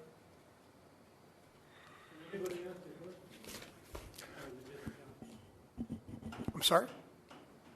Can anyone ask a question, or is it just the council members? There'll be an opportunity for public speakers. If you spill, she's going to bring you a public speaker form just to. Yeah, that's where you go to ask questions. So I have a question. Is there information that you can send us, like when you're putting out education materials? And I know that you'll have, your social media pages and like, is there information that you can send to us that's social media ready, we can copy, paste on our various pages and various groups that we're involved in? I'm going to probably speak a little bit out of turn because I'm not the communications manager, but I'm going to say yes. I think that's very possible. Absolutely. Because I think that there are other, other cities, council members, and like who do the same thing as I do. Yeah. I'm promoting different city events and different organizations events, and I like it when it's already media ready. All I have to do is copy and paste. Good question. And we have one of our partners here. This is Michelle Curtis with Helix, and she's with the Public Affairs Group. So I'm going to let her chime in as well because she's been coordinating extensively with Melissa McChesney, the JPA Outreach Coordinator. Hi, Michelle. Good afternoon. Yes, that's definitely something we can share. We've got social media that's already prepackaged with graphics and the text, so we would be happy to get that to anyone who's interested to repost. That'd be great because, I know several of my colleagues, we do that, and it makes it easier. I've done it for other groups like EDCO and alike, and it's just easy, and all I have to do is say, I'm just sharing the information. If you want more info, call them. But I know that for a lot of people, I'm included, do not always read the inserts in my water bill, but they may see it on social media. And so if we can hit all of those bases, and it's going to be impossible for you guys to hit every single group. But, exactly. Yeah. The more channels and the more eyes, the better. So that's all I'm asking. We would be happy to. Thank you so much. Welcome. Any other questions? Phil? Yeah, really quick. Outstanding presentation. It was really comprehensive. It was fantastic. You casted vision. We got into the pro forma. It was really good, almost as good as our staff presentations. I love our staff. I did have a couple questions. Clarifying with regard to capacity and growth. Yeah. I think you said we have the ability to grow about 2 million more Is that right? 2 million gallons a day more, yeah. A day more. Beyond the 16 that is designed currently. That we already have. And so is there a reason we're not going to capacity now, or what's the thought process behind capacity? Not reaching the full amount, not building it. Right, yeah. Building the full 18, obviously there's a cost associated with that. Sure. And we don't anticipate those flows coming in immediately. We're not seeing 18. And I think also what's important is we're permitted, right? There's a permit to the amount of water we can put into Lake Jennings right now. Now, if that changes over time, I see. And whether we experience, as a county, experience increased flows, then that'll be a decision for the JPA, along with Helix as a partner, say, hey, does it make sense to go ahead and expand and deliver additional water to Lake Jennings? Awesome. That makes sense. Second question regards to the facility and its lifespan. If we're able to maintain it perfectly, what's the lifespan of this kind of a facility if we're doing everything we need to do with regard to maintenance? Yeah, Ken mentioned that we're looking at from a financial standpoint, it's a 30-year life, and I believe all the contracts are also set up over a 30-year life, right? Okay. But it's not like at 30 years we're just going to we expect that we're just going to shut it down, right? Yeah. This is long-term wastewater treatment facilities. So Public Works, documents, they have different lifespans of different components, but I would assume this would be, a 75, 100-year, facility that we're going to continue to maintain going forward. Amazing. Yeah. I mean, and for the public, this doesn't make sense. This project doesn't make sense unless we're saving on water rates. We're not doing this to pat ourselves on the back or just a cool beta concept to proof of concept. We want to do this to directly impact water rates. I think the education piece, I toured the facility when I was part of the San Diego Chamber Leadership Foundation. And didn't you guys do a partnership with Ballast Point where they used your water? Yeah, I didn't bring that up. You're right. We did. And it was too clean. The water was very clean, but they appreciated that fact because they're able to then infuse their flavors as they want into their beer flavors, if you will, into the water. So I know like home brewers or other brewers, they really appreciate that water that comes out of it because it's so clean and pure, and they're able to almost start with this clean palate, rather than say it's typical or standard tap water. I mean, whoever's idea that was, it was genius with regard to the public because, I mean, San Diego's the brew capital of the world. You partner with Ballast Point, who taught they need to measure pH and the water cleanliness, and the fact that Ballast Point said, I can't do anything with this. It's too clean. It's really going to instill public confidence in the project. So very well. Great kudos on that. And then I appreciate the pro forma perspective, taking a conservative approach, under promise and then over deliver. If you're having that perspective with the pro forma, I think it's fantastic. Kudos on getting lower rates for loans. I mean, we got a couple sharks on our team, it sounds like, to notch those rates down. Awesome job. I can't thank you enough. I was talking to Steve Goebel earlier, and we do TED Talks and we do all these great things in the city, but 30 years from now, 40 years from now, I think people are going to look back at this project and say this is 100% the number one best thing El Cajon and our partner agencies could have done.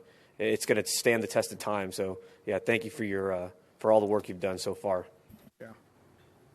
I'll have to share that with the team. This amazing team over here and all the consultants. They've done a great job.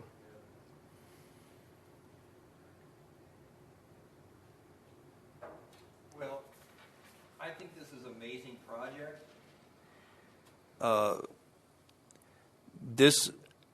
I'll say that in my 20 years of being on the council, this is probably the most substantial project that I've ever seen, and it's probably a project that will help our grandchildren. When you turn on the water, it's good when water comes out of the faucet.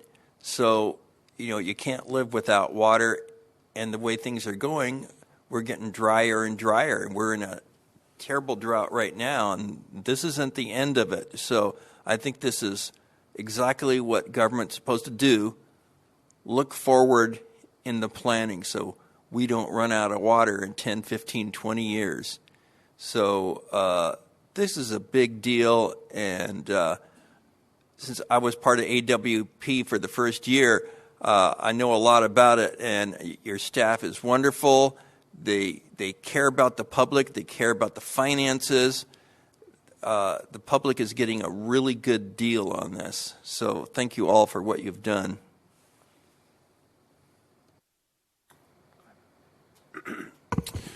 So there's a couple of, I can't really weigh in on an opinion because we're having a public hearing where I have to hear both sides, but I can present some facts that I think you have shared today. One of the keys is the indexing of the sale of the purified water to CWA rates. Do you happen to know that index number? Is it 91? 91%. So the water that we sell to Helix and to Padre will be 91% of whatever the CWA cost is. Now, that water becomes part of the cost structure for Helix and for Padre because then they, add in other things to come up with their rate to us.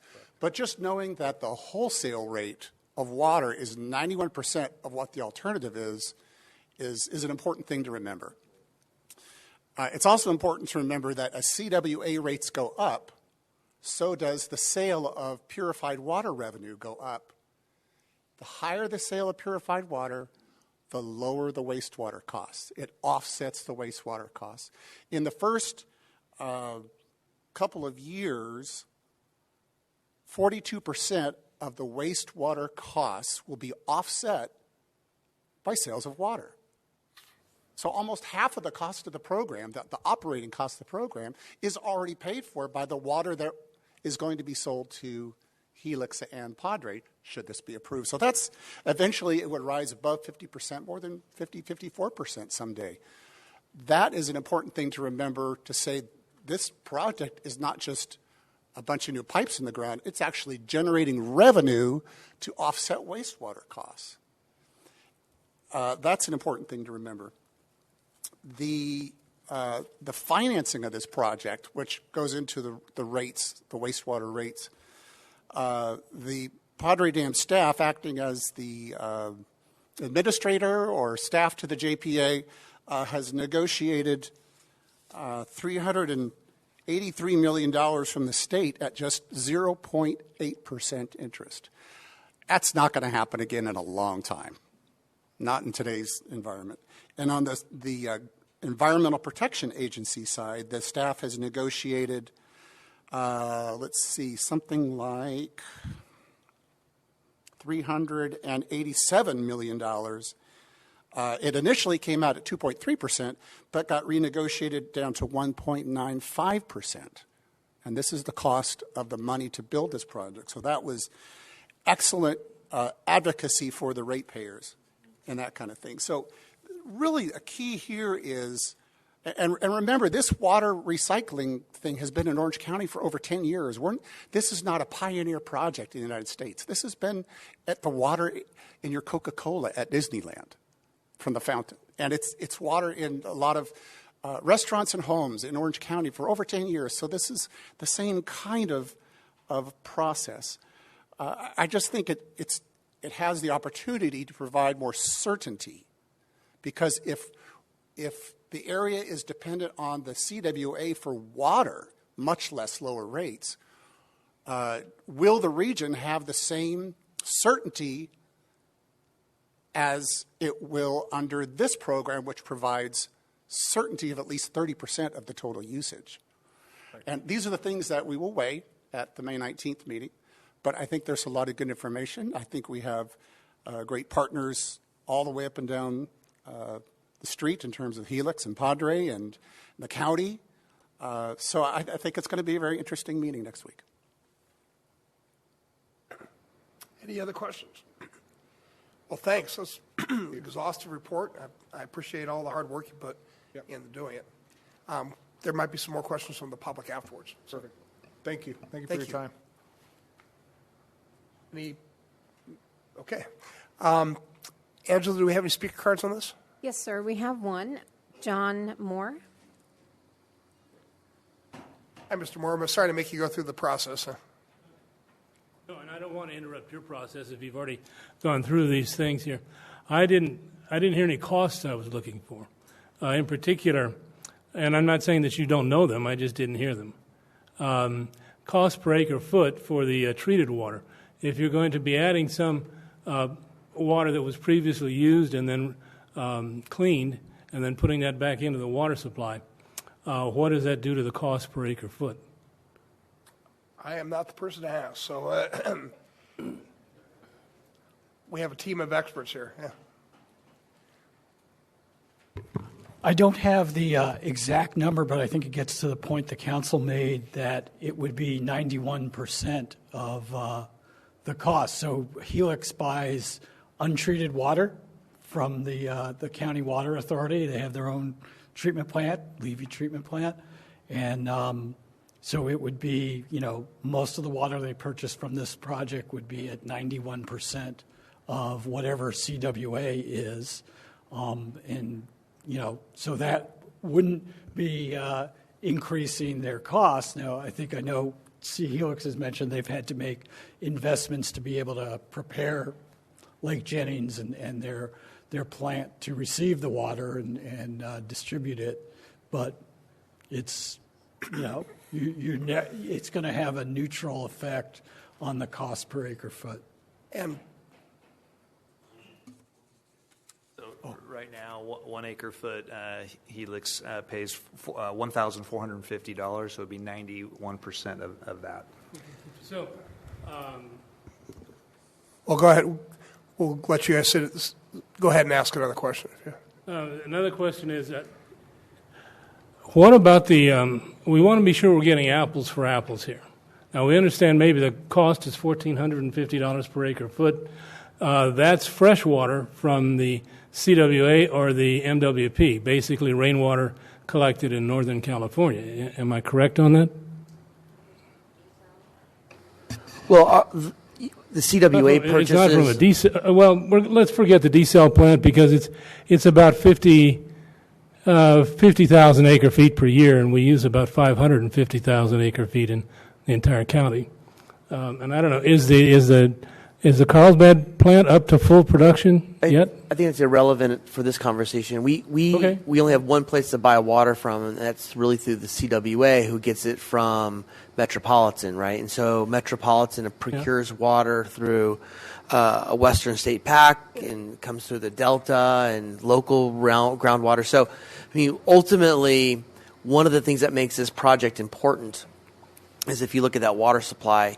And one of the challenges with participating in the Pure Water program, which is the San Diego program, we'll incur a cost. And frankly, we'll incur a cost regardless of whichever way we treat our sewage.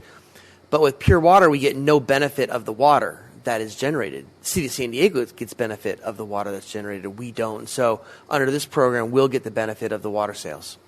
I think probably the biggest benefit is the fact that we have more water available to the region. I think the concern is as we go year upon year, water is going to become more and more scarce, which is going to make the cost in the future really increases. So if we have more of our own water, we're less likely to be held hostage to the costs of the Colorado River. And is everybody aware of the Cajon-Jackson study that found the new aquifer in California? You are more informed than I am. So, anybody? But I tell you what, I want to avoid having a clinic here. All right. But if you would like to meet with one of these gentlemen afterwards, or in fact, we're going to take a break in a few minutes, and maybe you could ask me questions. Maybe I should meet with you first and see what you've already learned, and then I don't have to re-ask questions. We could meet if you'd like. All right. That'd be and then great. After that, I'd be willing to hear anything from anyone else. I guess I'd like to jump in and add something. All right. Our water expert on the board. I think the Metropolitan Water District is giving us a credit of something like $485 per acre foot to lower that amount for so many years. And that's when you saw the chart that had that spike all of a sudden, because after so many years that credit expires. The Metropolitan Water District is actually incentivizing this project by providing nearly $500 per acre foot credit. So that they won't have to ship as much water south as they are now. Exactly. Sure. Well, that makes sense. And Mayor, I want to talk to you first, and then whatever questions we bounce around that we can't answer together, then just quickly ask you at some point. I don't know if it'll be today, but at some point. I appreciate it. You're very well informed. Thank you. Well, the water's a hobby with me. You guys should probably hang out together. All right. So is that the last speaker? That is the last speaker. I'll make a motion that close the public hearing.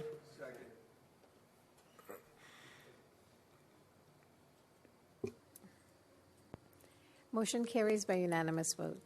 Well, if there's no further discussion, I'm looking for a motion. Mr. Goebel, you seem the most appropriate one. Well, I think this was an informational item that we just received, the water purification program update, and certainly I wanted to have the public and the council's input before we head over to a May 19th JPA meeting. So my motion is, I don't really need to make a motion.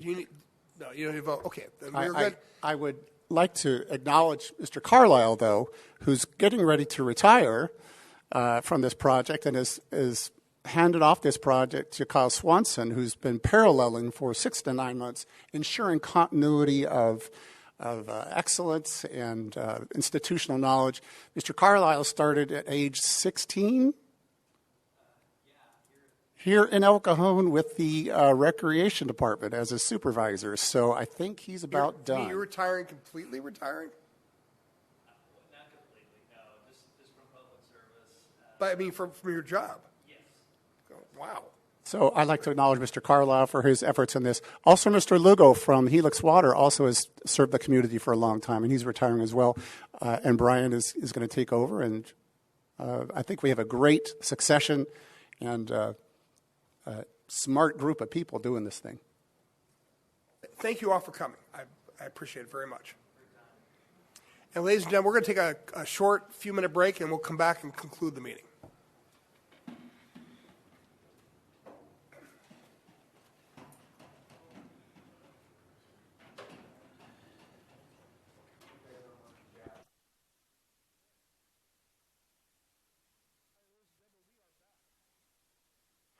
Next item is number 10, is a resolution to support Governor Newsom's Care Court legislation. And I'll ask our city manager to tell us about this. Thank you, Mr. Mayor, members of the council. Earlier this spring, Governor Newsom proposed a new program, and it's called the Community Assistance Recovery and Empowerment Court Program, or Care Court. This proposal is currently being considered by the state legislature in the form of SB 1338, and there's also an accompanying bill in the state assembly. As it's written today, SB 1338 provides local governments, healthcare professionals, and families with the ability to help those that are suffering, those in our community that are suffering from mental illness. Although the law is really open to anybody, it doesn't preclude anybody. There's clearly a target, or there's clearly a focus on our community members experiencing homelessness that are suffering from mental illness. Under this law, what the CARES Act could do is a person can be referred to this court, and that court will decide whether that person requires a clinical evaluation.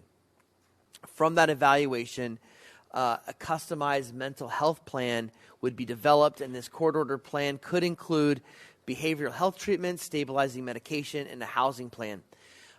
If someone that is in a mental crisis refuses to participate in this plan, under the care court, the person could be put into a conservatorship for up to 12 months, and this would really help ensure that the plan is enforced or imposed. Staff recognizes that this is not the end-all be-all. There are issues, it's not a perfect plan. But what staff recognizes is that it starts changing this conversation of homelessness to focus on the disabling mental illness and disabling drug use that is rampant in our homeless population. You know, we deal with homelessness all the time. Staff talks and participates in homeless discussions almost on a daily basis, and it's almost mind-numbing to hear that the only thing ever talked about is lack of affordable housing. And staff recognizes that affordable housing is clearly a component in the affordable housing problem. But until we address mental illness and chronic drug use, it doesn't matter how much affordable housing is built. And so staff's encouraged that this proposal by our governor is really the first effort in decades to really address mental illness at a statewide level. Staff met with League of California City staff over last Thursday and Friday, and based on their conversation, if the council were to adopt this resolution of support, we think we would be the first city in the state of California to do so. So I think, again, El Cajon taking a lead, proactive lead and showing some leadership. So with that, staff's here to answer any questions that you have about the resolution. Otherwise, staff would recommend adoption of the resolution.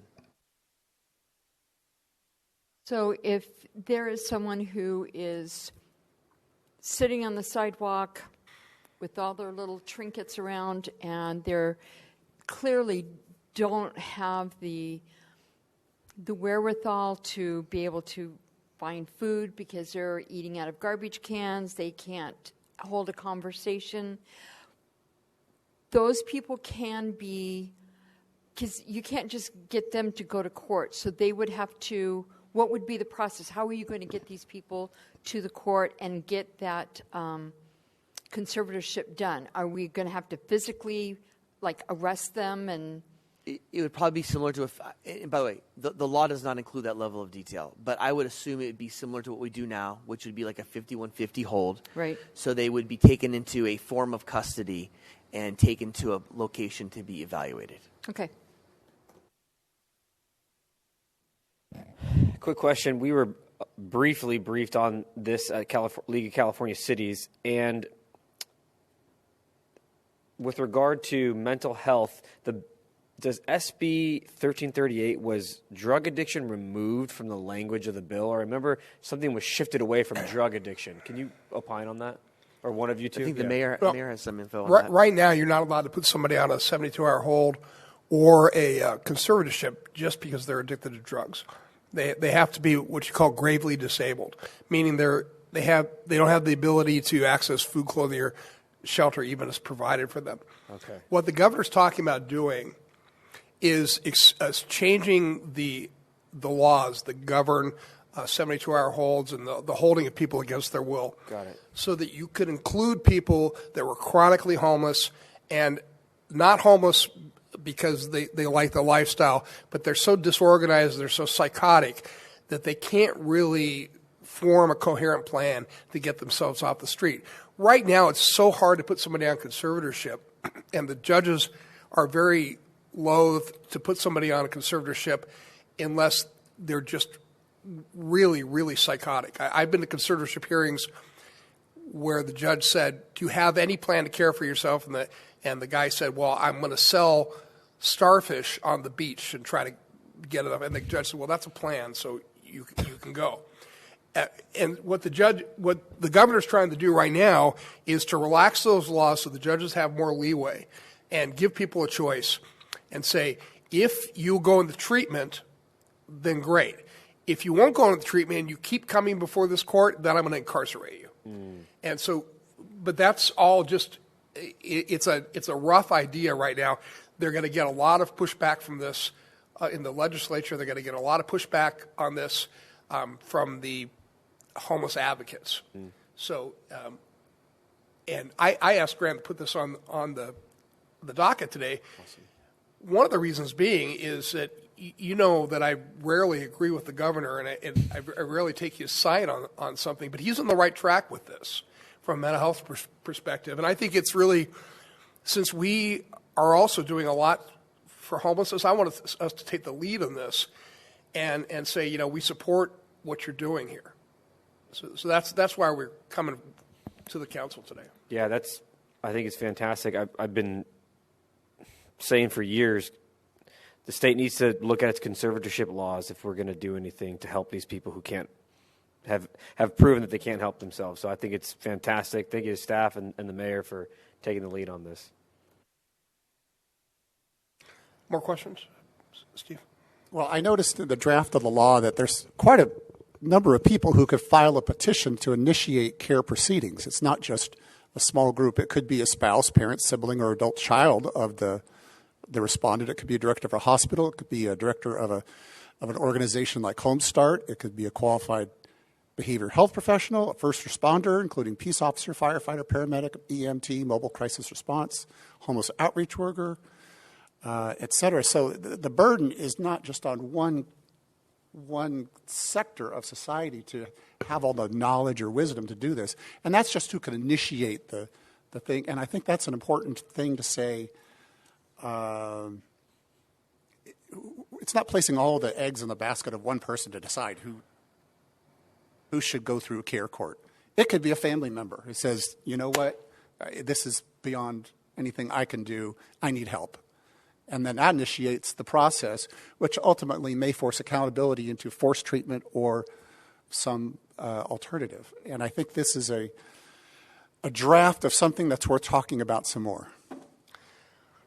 Interesting point. Right now, the only person that can initiate conservatorship is a psychiatrist. And when a psychiatrist wants to do that, they have to take a day off from their practice to go downtown and testify in court. So 9 out of 10 times, a psychiatrist will just say, unless somebody is so incredibly bad, they don't want to take the day off to go to court. So they'll just let people go. So this does give, it's a more reasonable approach. Good point.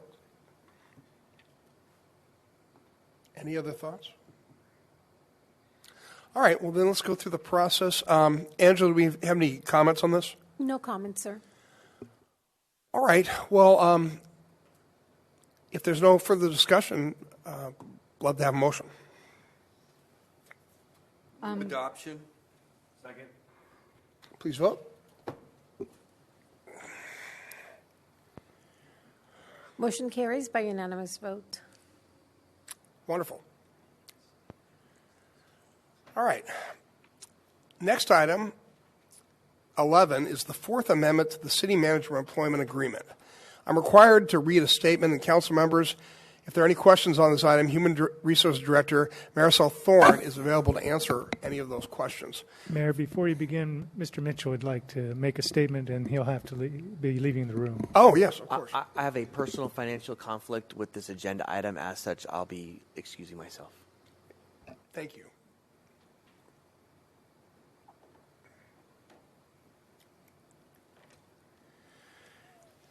All right, first off, I need to state that California law requires that prior to taking final action on the salary schedules or compensation paid in the form of fringe benefits of what are known as local agency executives, the legislative body shall orally report a summary of a recommendation for such final action.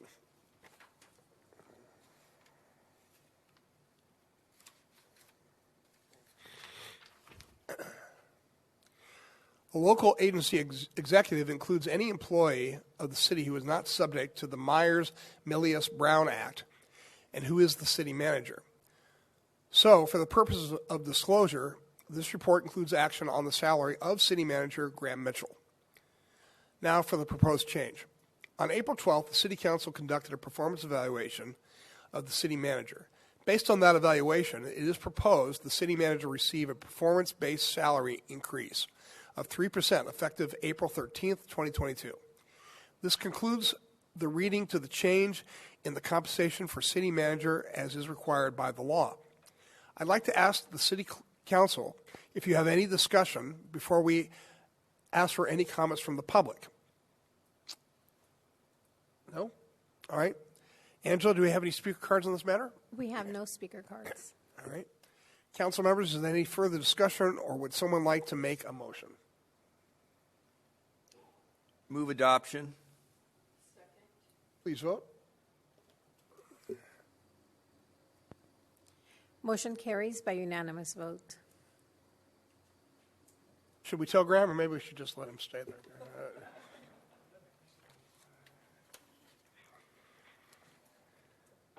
The last administrative report, item 12, is an East County Advanced Water Purification. Oh, didn't we just do that? No. Item 12 is an East County Advanced Water Purification Program update. I'll ask staff to please introduce this item. Did it get double typed? Yeah.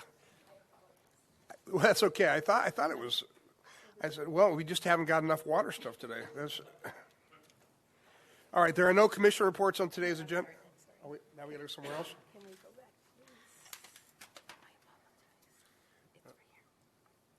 Oh, okay.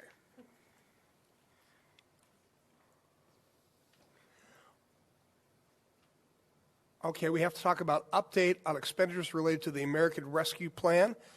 And Ryan, you going to tell us about this? Yes, sir.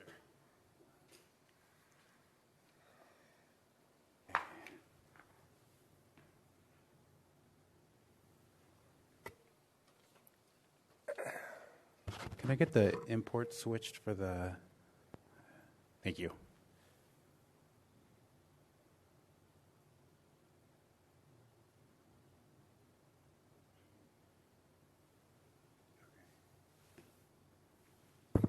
All right. Good afternoon, Honorable Mayor and City Council. My name is Ryan Villegas. I'm a management analyst in the City Manager's Office, and I'll be providing an update to you all today on the expenditures related to the American Rescue Plan Act, or ARPA, and the programs and the projects that are being funded through these funds. The most recent update that you all received was back in January, so we'll be providing you with an update on the programs.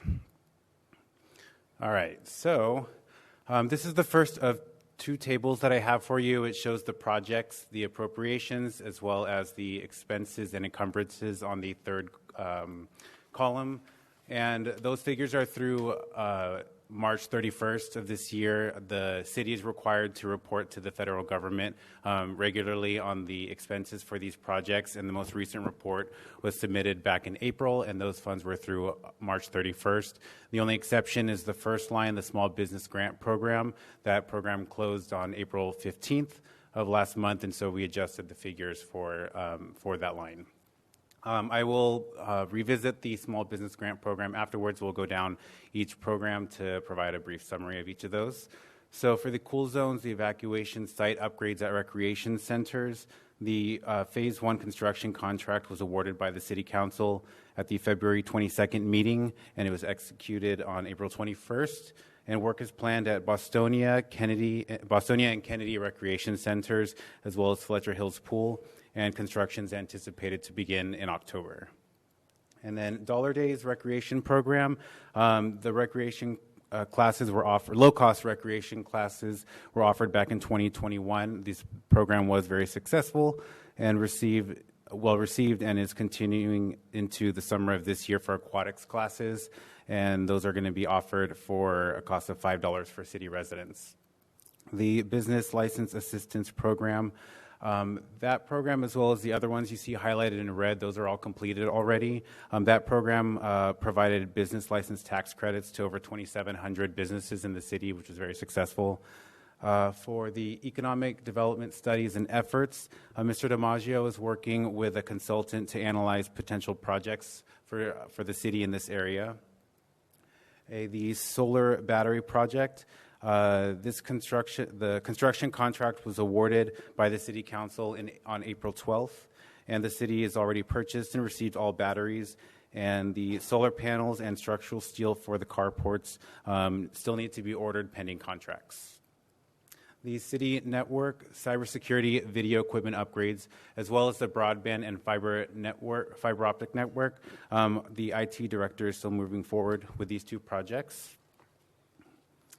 And this first table does have all the projects that have expenses and encumbrances with them.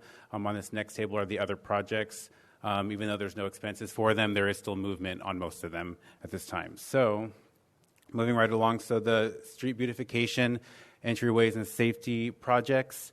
Staff is preparing the proposed CIP project budget sheet, which will be presented to the City Council as part of the FY23 budget for approval, and design work will begin by the end of this year.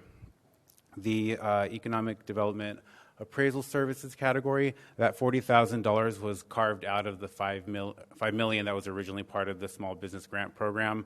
That was done back in February, and that is for the Weld property appraisal. And then, let's see, the public improvement economic development, the $3 million there, those funds are on reserve pending the study for the other economic development project that Mr. DiMaggio is working with a consultant on. For the park amenities, as some of the other projects continue to develop, The direction for these funds will become clearer, and staff will be sure to communicate any recommendations or considerations to the City Council.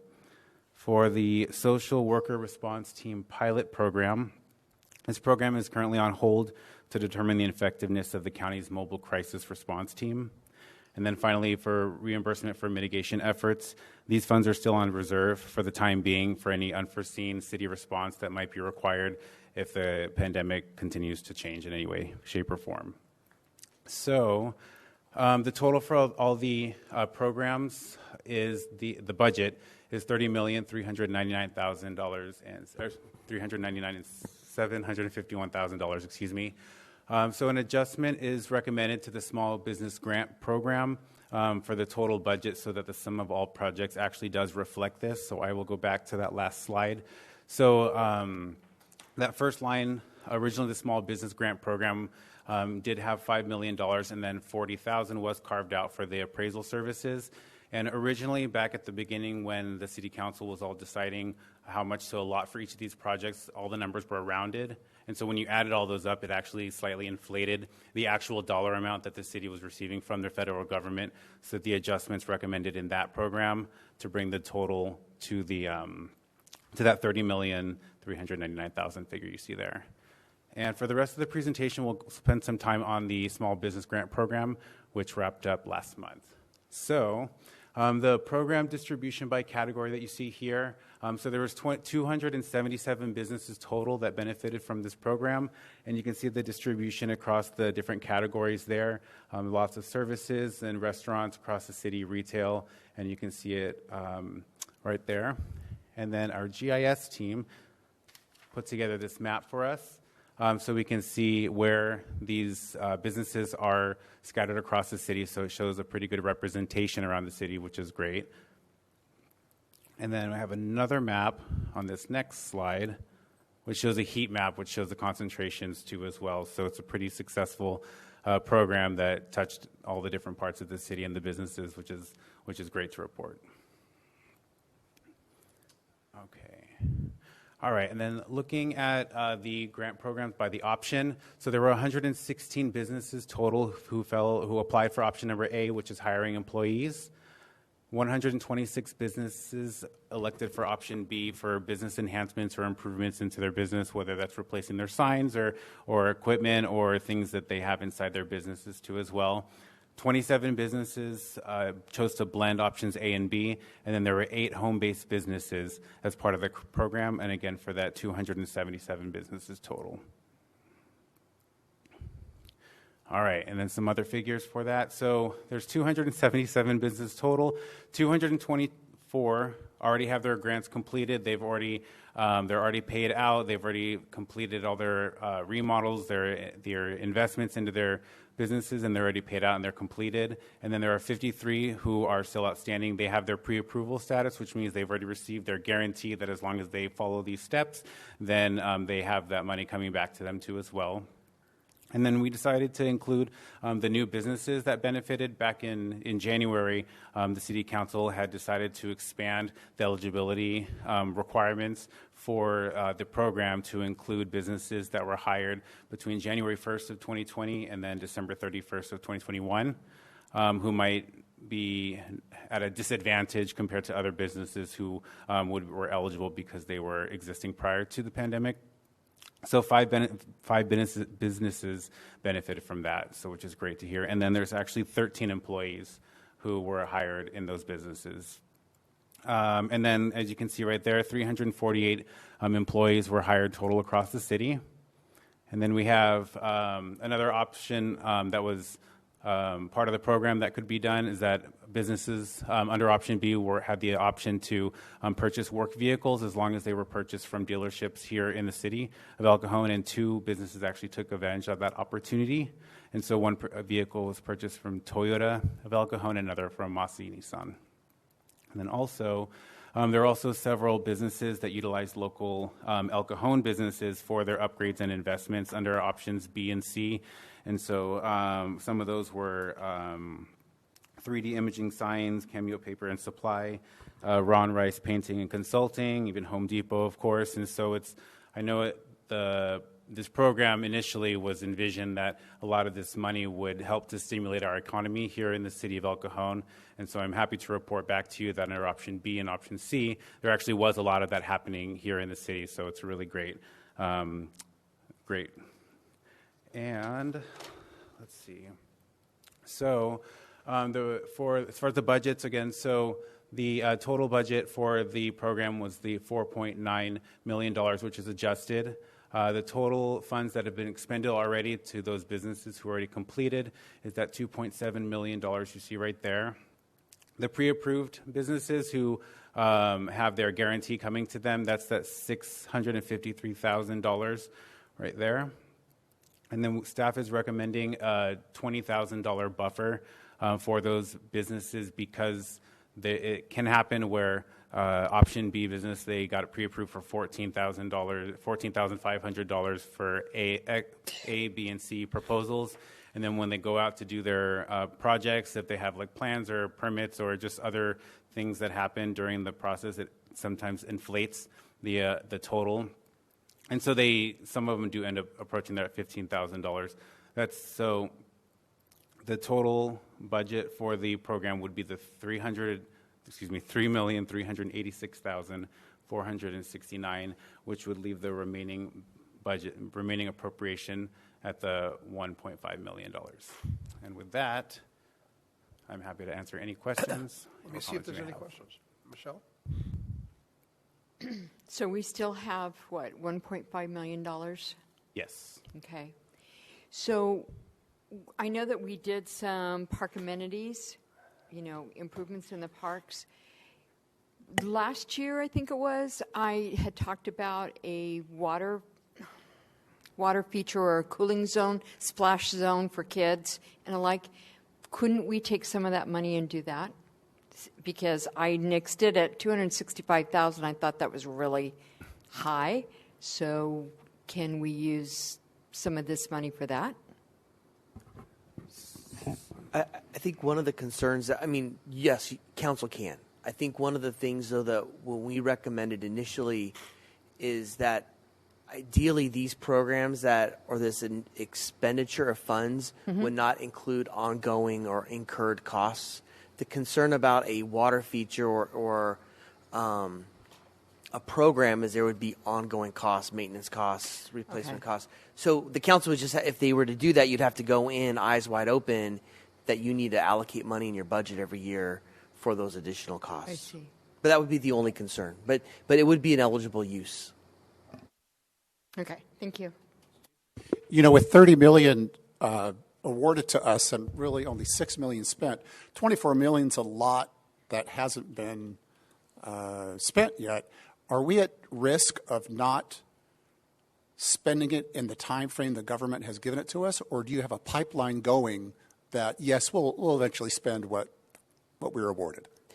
That's a good question. The low-hanging fruit have all been spent. Dollar Day is easy to administer. Foodie Fest, easy to administer.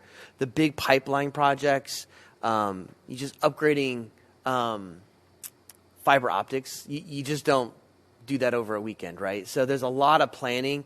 I think based on the pipeline and where we're at, I'm not worried about that right now, but there could be some value maybe in a few months of having an agenda item where we go, okay, if there is money freed up, what are the next tiers of projects?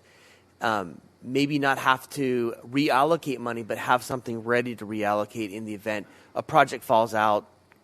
The other concern I have, though, is as prices for materials go up, some of our estimates may actually be low. So there's going to be some fluctuation over the next few months. But I would recommend the council, we have an agenda item in a few months, like I said, and maybe we pitch some ideas, and the council can pitch ideas of how to reallocate money in the event that there's funds available. Anybody else? Okay. Are there any? Thank you, Brian. Nice presentation. Obviously put a lot of work into that. Angela, are there any speaker cards for this item? No speaker cards, sir. All right. Well, council, looking for a motion. Yeah, move to accept the adjustments outlined in the presentation. Please vote. Motion carries by unanimous vote. There are no commission reports on today's agenda. Item 13 is my activities report, which is as reported. And now we're at activities reports for council members. Councilmember Goebel. As reported, with a couple of comments. I'd like to affirm the police department on their recent completion of the Citizens Academy. It was well done and included a lot of future ambassadors, I think, for the city. So that's I think the council believes that's a very valuable program. Recently I submitted a report of an illegal lodging encampment over by Greenfield in Maine, and the person was sleeping on the sidewalk with cardboard set up all around and was creating a obstacle for people to go around, not safe. That I got a report back in 19 minutes that had been cleared out. So I don't expect every report to be addressed in 19 minutes, but I certainly appreciate the effort and just the willingness to say, yeah, we can jump on that. Finally, I think our police and fire, along with the sheriffs, did an extraordinary job at a very unfortunate event on Redwood Drive a couple of days ago. They did an extraordinary job of preserving many properties and other lives, and sadly one was lost, but I think they did a terrific job of preserving what was available to preserve, and so that was skilled and professional work. Mr. Ortiz? As reported, with one addition, meeting with a representative from the county assessor recorder clerk's office yesterday with the city manager. As reported. Barry Kendrick. As reported. All right. There are no joint council member reports and no general information items on today's agenda.